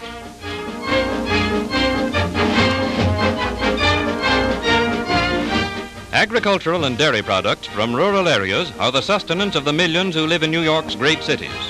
Milk from upstate farms must travel over hundreds of miles of roads and rails to reach the seaboard markets. Few consumers of this important commodity have any idea of the difficulties encountered in the first stage of transportation. Ancient rutted and weather-beaten roads have been a serious problem to New York's farmers for many years. Usable for only a small fraction of the year, roads of this type have prevented the farmer from maintaining contact with the world beyond his fence line. As the seasons passed, the roads became worse, isolating the producers of food from the markets where their produce could be turned into cash.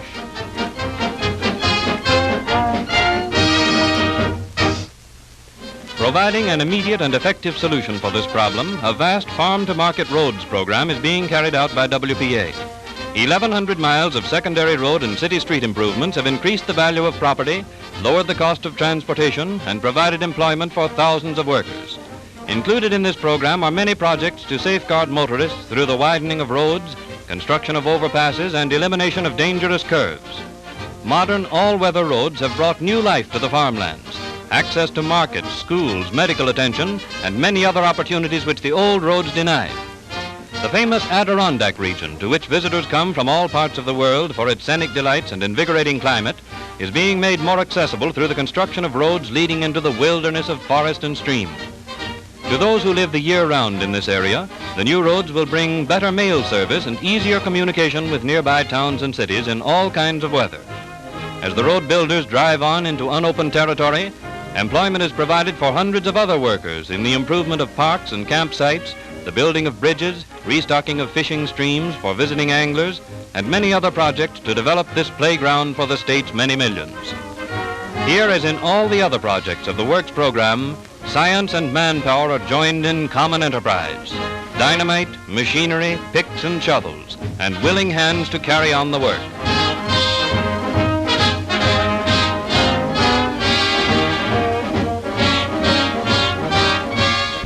In the removal of thousands from relief rolls, in the restored morale of the people of our state, we find assurance that we are building toward a bright future of hope and achievement.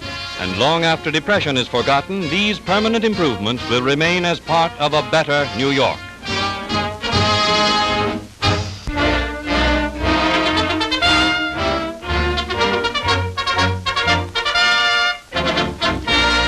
American factories are working nights now, and American women are beginning to join the night shift, doing the jobs of men. British women have been at it for 3 years, 10-hour shifts, night and day.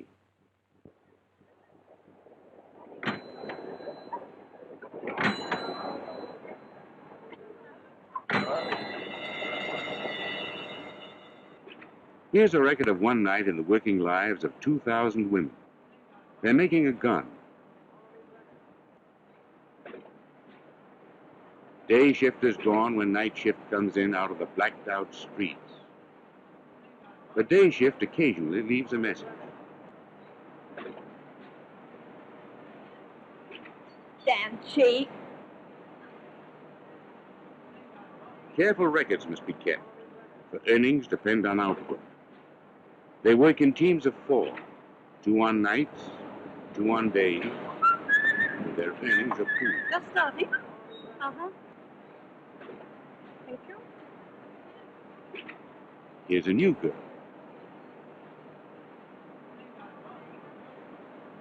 This is your stop. This is a spindle clamp. And this is a handle for winding the cutter down onto the job. This is your quick traverse lever.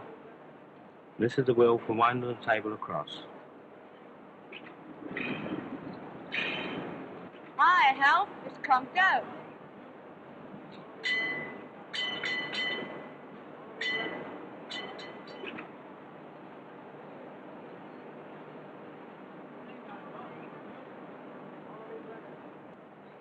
All yours now. Spot on.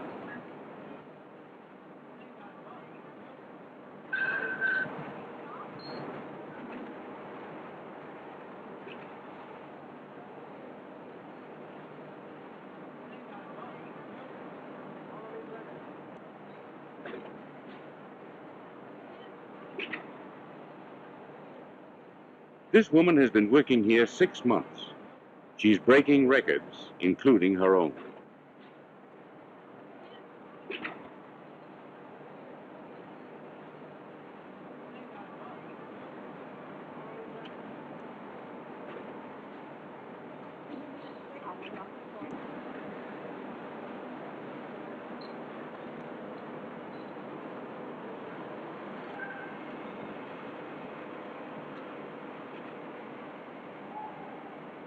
They take an hour for dinner in the middle of the night.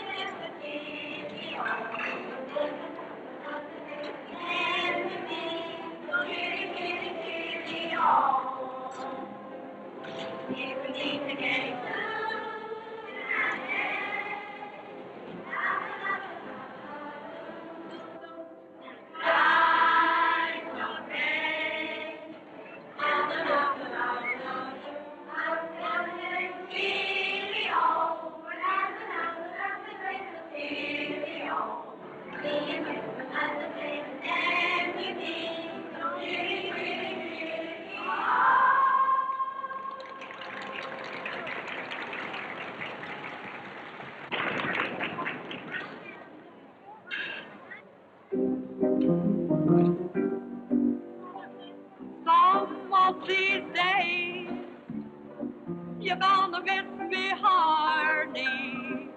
Some of these days, you're gonna be so lonely. My Hardy, you're gonna miss my kisses. You'll miss me, Hardy, when I'm far away. You'll be so lonely, just for me only. Honey, oh honey, you always had your way. And when you leave, more than a you're going to miss your big fat something just a red hot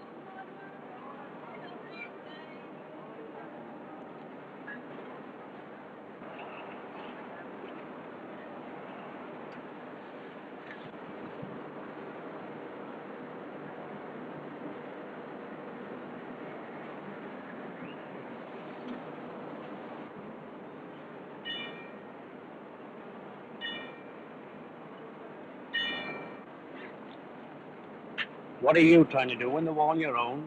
Get up. You need a man about the place. We don't.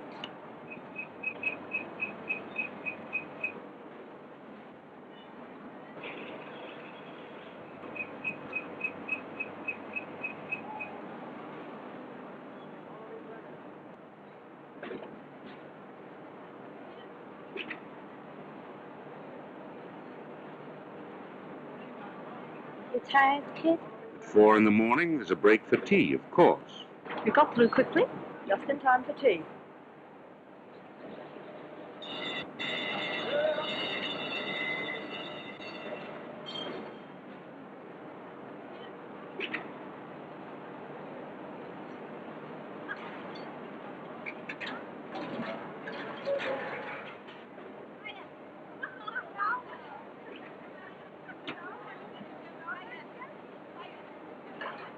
Here you are, kid. This will back you up. Mine it doesn't go off. I'd rather be fighting them than making them any day.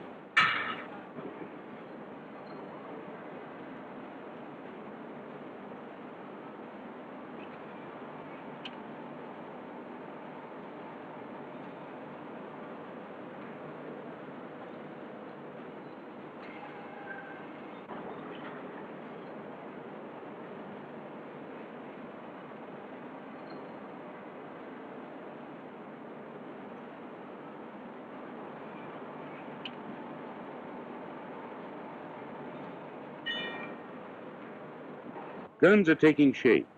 Job cards go back to the office, written records of one night's work. Here's the other record, guns.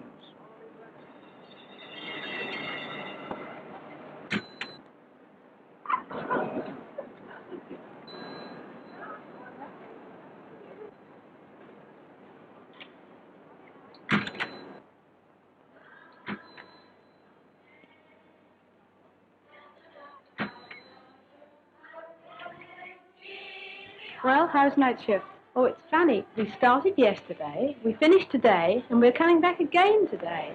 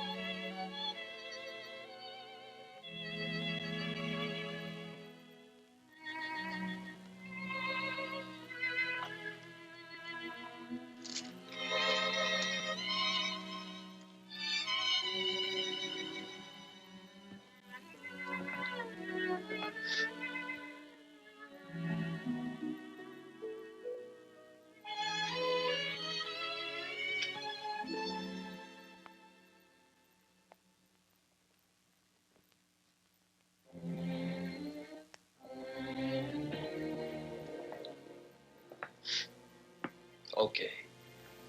Go on and laugh. I bet you 4 bits you're thinking about home, too. Everybody thinks about home from the time he's inducted until he gets out of the Army. But you know, the funny thing is that when you think about home, you think about nothing but the good things. Oh, don't get me wrong. It wasn't bad. It's just that you sort of build up the good part and forget about the rest. You see yourself eating good food.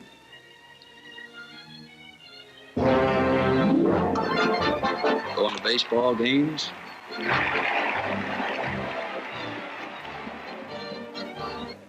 Drinking beer with the gang. Sleeping till noon.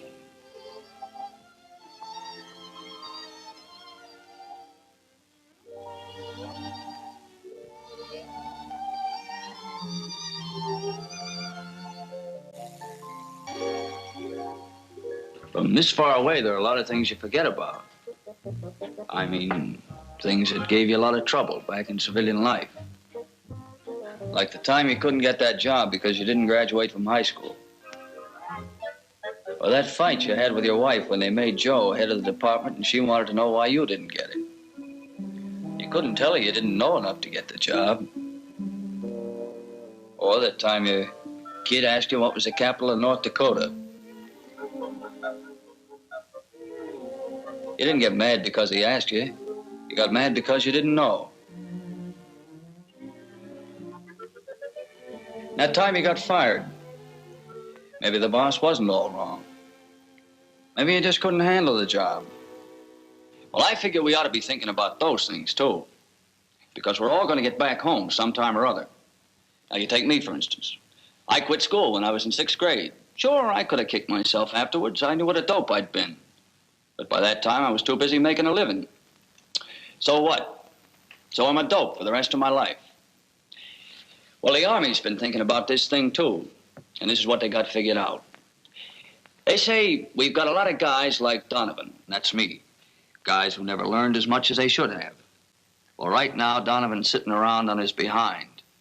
Now, instead of wasting that time, why not give him a chance to train for something he wants to do later? Now, you know, that makes pretty good sense. And they tell me that the brass hats in this theater are pretty strong for the idea. The men in this theater have done a great job. We know there's still a war to be won. But some of the surplus men in this theater are going to be sent home. Those men will have time on their hands before shipping space is found for them. You don't want to give them useless work and drill just to fill that time. You want to use that time to give them training that'll be of real value to them when they return to civilian life. I'm talking about an Army education program. A training program for civilian life. This program will be voluntary for the men eligible to participate. Those who choose to take part in it will be excused from certain of their military duties. They'll be given a choice of general educational subjects, vocational training, and practical on-the-job training. There'll also be organized athletics, amateur dramatics, music, and so forth. Now, as I see it, this program has 3 objectives. First, to help these men equip themselves to get and hold jobs. Second, to qualify them as thinking citizens so they'll be able to help maintain the democracy they've been fighting for. And third, to give each man an opportunity for a broader general education. Well, that's what the whole thing's about. Of course, you know how generals are. They know what they're trying to say, but lots of times they don't know how to say it right. Like he calls it Army Education Program. Well, I call it a good chance to get wise to some of the things I missed out on. Now, he was talking about jobs, for instance. Well, sure, everybody wants a job. But if a guy can learn more about his old job or learn how to get a better one, he's that much ahead. Then you take this stuff about citizenship and democracy. Well, suppose you and me and everybody else was in business together. You want to learn all there is to know about the business, wouldn't you? Well, here's a chance to learn how to help run your country. Then he talked about general education. Well, he was talking to guys like me. All he meant was that here's a chance for us to catch up with the guys who went to high school. Now, I think that makes pretty good sense when you add it up that way. Of course, it took me a long time to add it up. First, I had to find out what the deal was. They sent a few of us from our company to a school to find out what this thing was all about. They sent the company commander and 2 lieutenants and 4 of us non-coms. Well, the whole thing sounded kind of silly to me. I couldn't see the idea of sending grown-up soldiers back to school.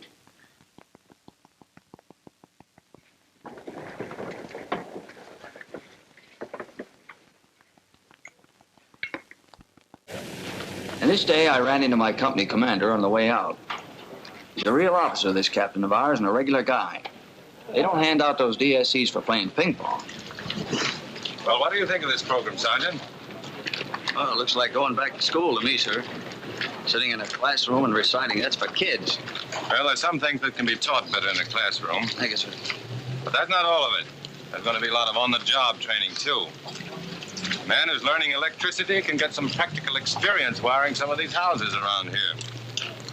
Same thing with farming and auto mechanics. He'll get a chance to try his hand at the job. Oh, that's not so bad.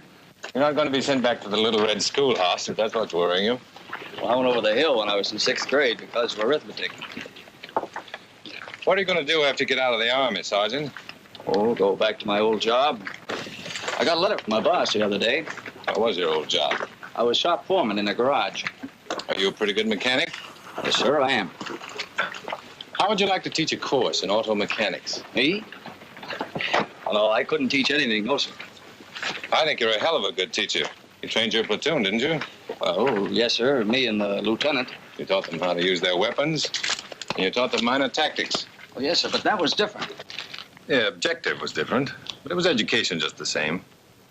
As a matter of fact, the training of this Army was the biggest educational job ever attempted. Yes, sir, I guess you're right.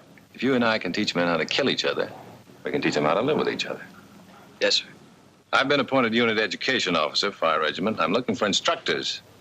We're going to pick the best qualified men, officers or enlisted men. How about it? You want to teach that course? Well, I don't know. Okay, you're an instructor.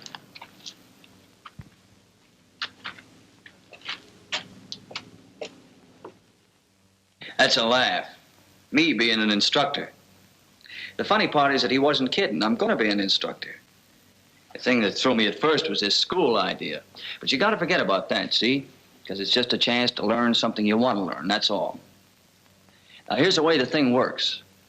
They're going to set up a training school right here in this outfit. And every man who wants to can train for something. What you study is pretty much up to you. You'll each get an interview with your platoon leader or your company commander. He'll try to help you figure out what the best courses are for you to take. That's what they sent him to that school for. If he can't give you the help you want, he'll send you to the regimental education officer. Oh, by the way, taking these courses won't interfere with your going home when the time comes. You don't have to stay on just to finish a course.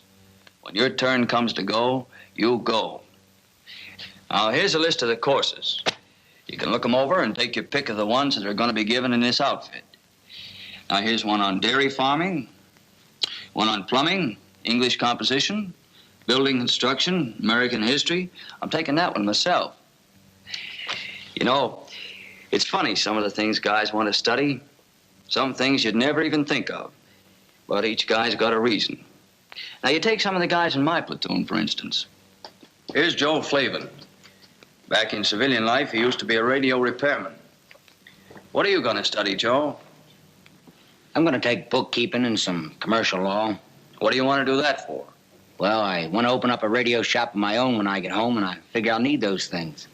They've even got a course on how to run a radio shop. Looks like you're going to be pretty busy.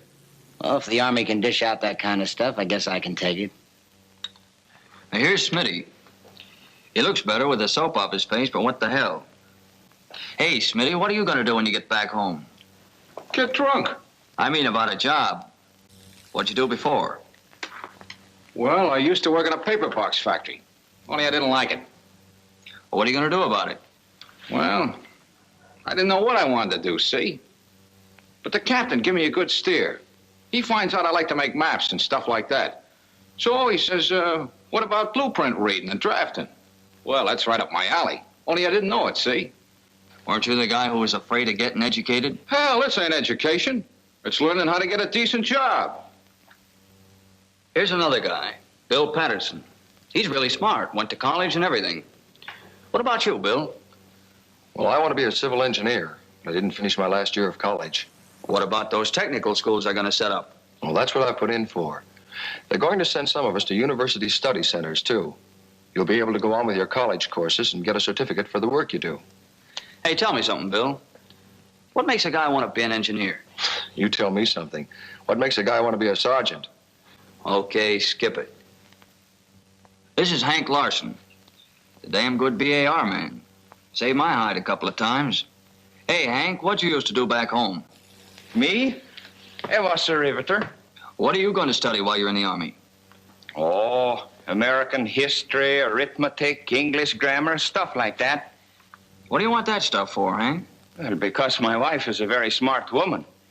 She used to say to me, Hank, you ought to study. If you don't get yourself an education, you're going to be a riveter all your life. She was after me all the time to go to night school, but they was too tired. Now I can go to night school in the daytime. You see what I mean? There's all kinds of guys in this army, and they've got courses for everybody. And if you can't find something you want to study, it's because you're the smartest guy in the world or the biggest dope. You know what sold our outfit in this program? Some things the captain said when he was leaving the company. We were throwing a beer party for him down in the village just before he left.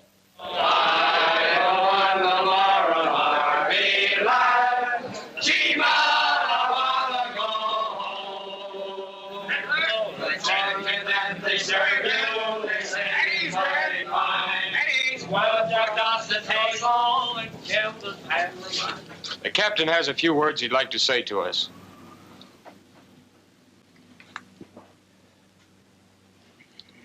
Well, men, my new job as regimental education officer means that I won't be with B Company anymore.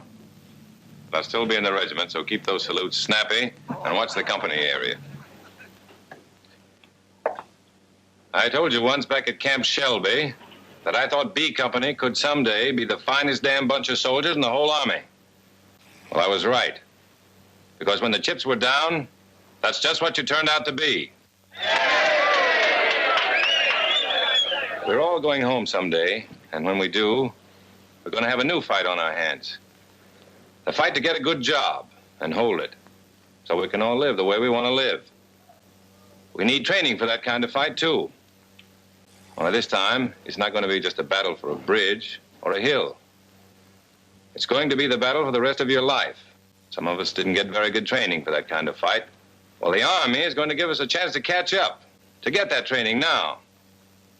You remember back at Camp Shelby, I wanted every man in the company to qualify when we fired the weapons.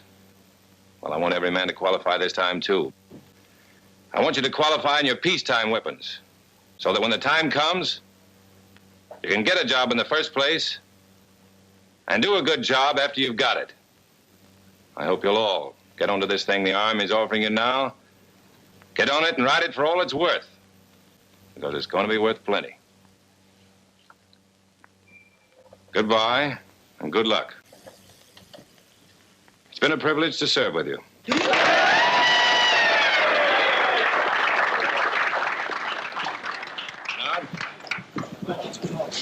Sergeant?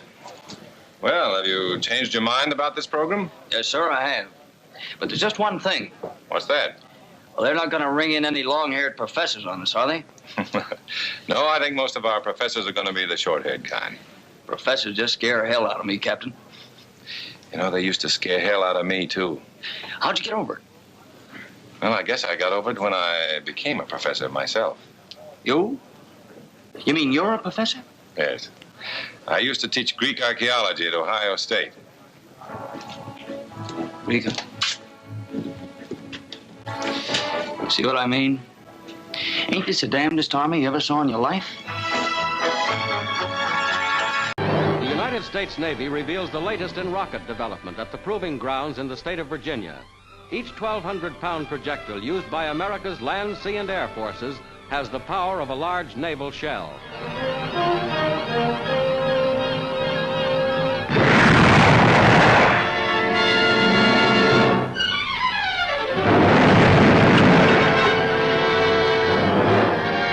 To a fighter plane, the new rocket gives the force of a battleship.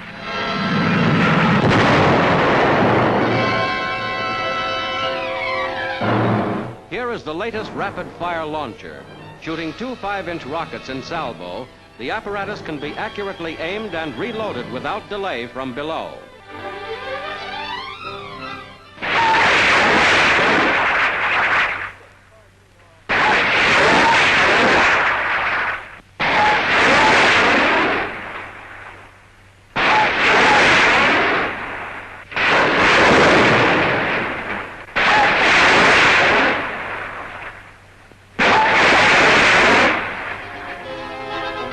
large landing craft equipped with rocket launchers becomes a mighty warship.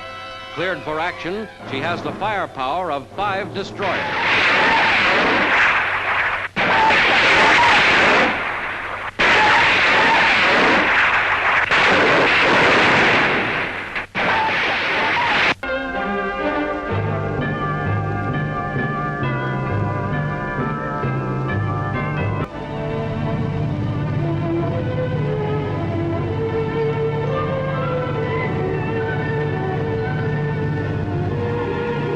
In 1849, it took the clipper ship Flying Cloud 89 days to reach San Francisco's Golden Gate Harbor from New York. In the spring of 1945, no point on Earth was more than 40 flying hours away from San Francisco. In those 100 years, San Francisco grew larger as the world grew smaller. It developed into a vigorous and cosmopolitan center of commerce and culture, and of industry and shipping for the war in the Pacific. And for 9 weeks in the spring of 1945, San Francisco was the center of men's hopes for lasting peace.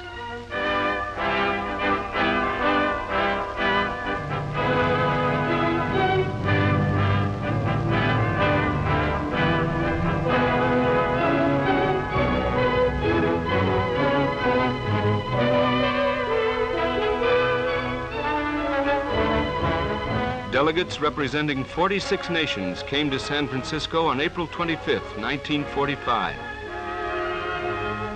Representing almost 2,000 million people, more than 80% of humanity. All at war when the conference was begun, they came with hope born of common struggle.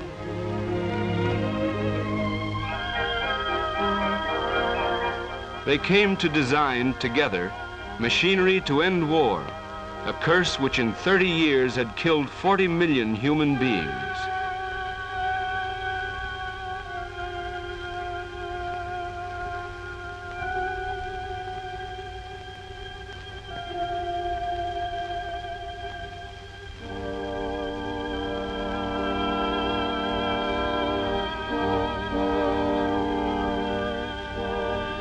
Maimed countless millions more, both armed and unarmed.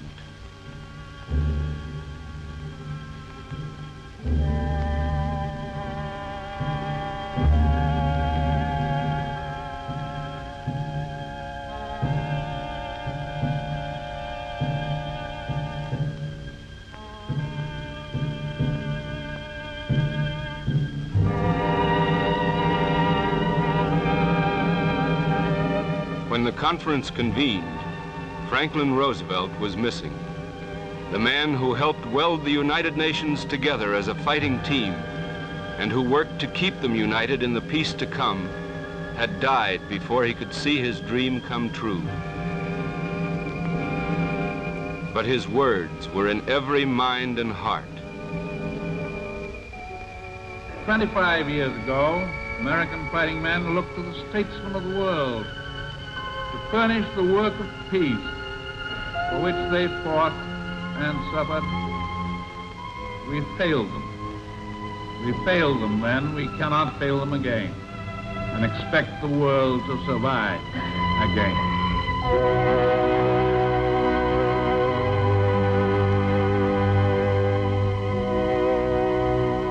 President Truman, Roosevelt's friend and successor, opened the conference by radio from Washington.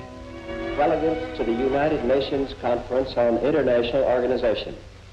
It is not the purpose of this conference to draft a treaty of peace in the old sense of that term. This conference will devote its energies and its labors exclusively to the single problem of setting up the essential organization to keep the peace. You are to write the fundamental charter.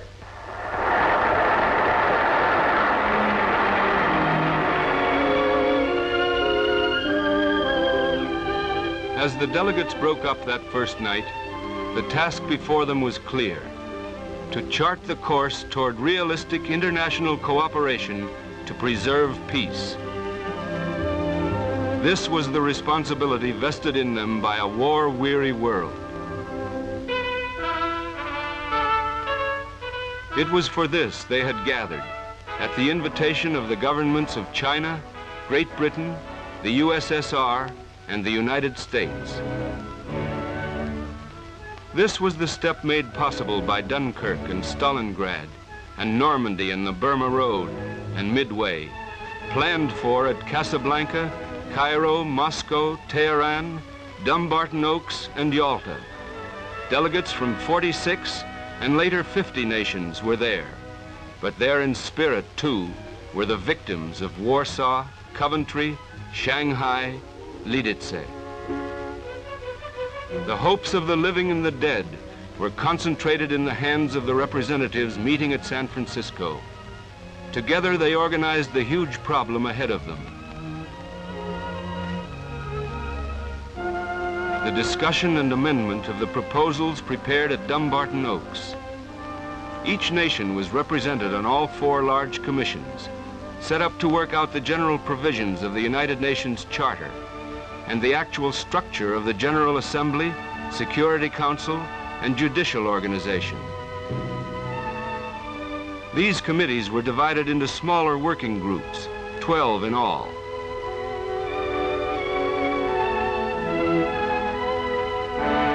Chinese, English, Russian, French, and Spanish were the standard means of exchange among many languages spoken. And in 9 weeks, the charter was ready to go before the participating governments for ratification. In the General Assembly of the United Nations Organization, each member will have 1 vote. Any matters within the scope of the charter will be discussed here. Recommendations will be made to the Security Council. The Security Council will have 5 permanent members and 6 others elected by the General Assembly for 2 years. It is to be the enforcement arm of the organization. An International Court of Justice in permanent session will decide legal aspects of international disputes. The Economic and Social Council will have 18 members elected by the General Assembly. Special agencies like the Food and Agriculture Organization will be affiliated with it. The Trusteeship Council, for the advancement of territories held in trust, will be part of the General Assembly. It will be equally divided between those nations which administer trust territories and those which do not. There will be a secretariat to do the administrative work of the organization.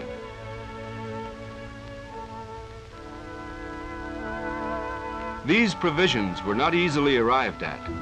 They were hammered out of debate, stretched and contracted by compromise. The result is a constitution which is at the same time an expression of high ideals and of practical measures.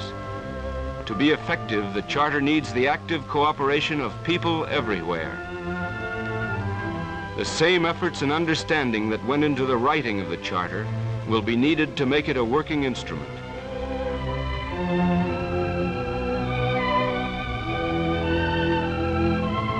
To fulfill the mutual responsibilities of nations as set forth in the Charter, to bring about free world trade and the full employment of man's productive resources, men and women of goodwill everywhere must come to know and understand one another.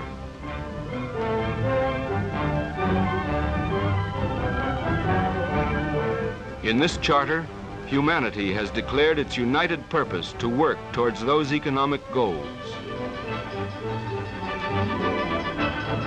The Social and Economic Council of the United Nations Organization gives the peoples of the world an instrument with which to promote a higher standard of living everywhere.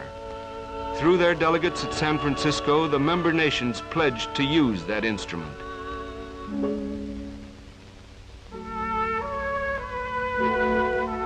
They pledged, too, to stimulate the exchange of culture among peoples, and, in the words of the Charter, to practice tolerance and live together in peace with one another as good neighbors.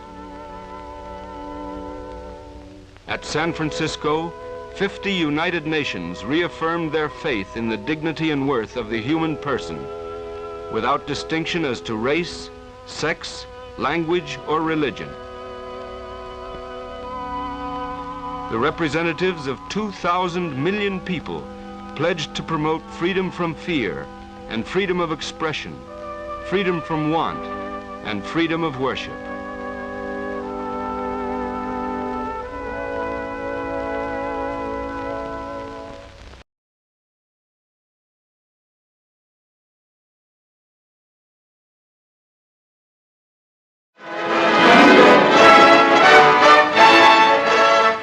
Remember this? This was France, August 1944.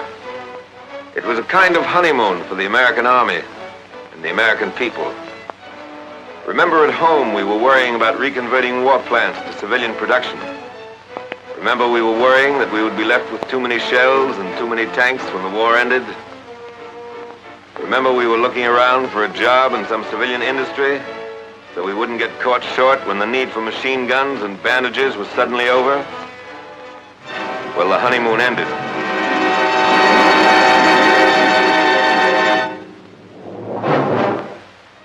On December 16th, the triumphant cheers died down in Europe. In the Christmas season of 1944, nobody was predicting that the war would end by Saturday night or a week from Wednesday.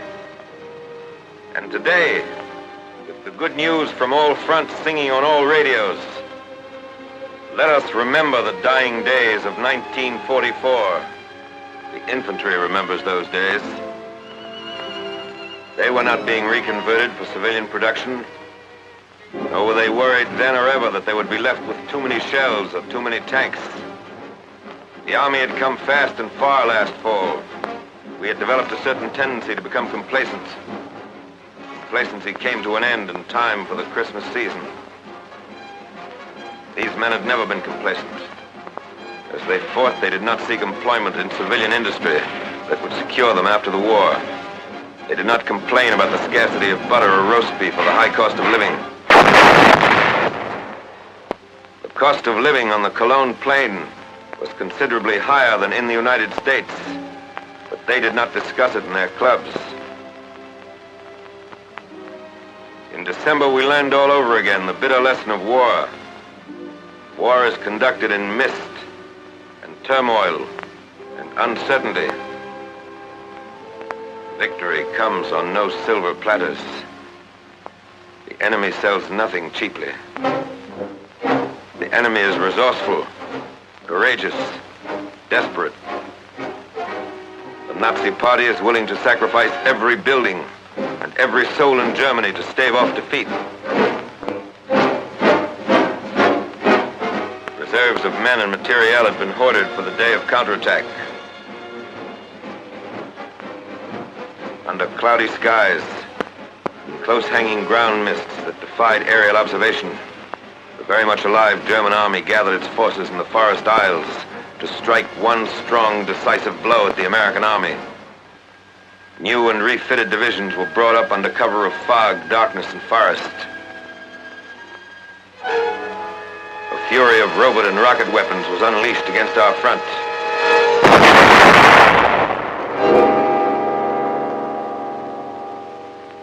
In one day, the enemy smashed through the defenses of the American First Army on a 45-mile front and was biting deep into Luxembourg and Belgium. In 24 hours, the initiative changed hands, and the German army, which had put the word blitzkrieg into all languages, unleashed its desperate offensive. They had picked a time when the weather prevented us from using the air weapon, the weapon in which we decisively outweigh them.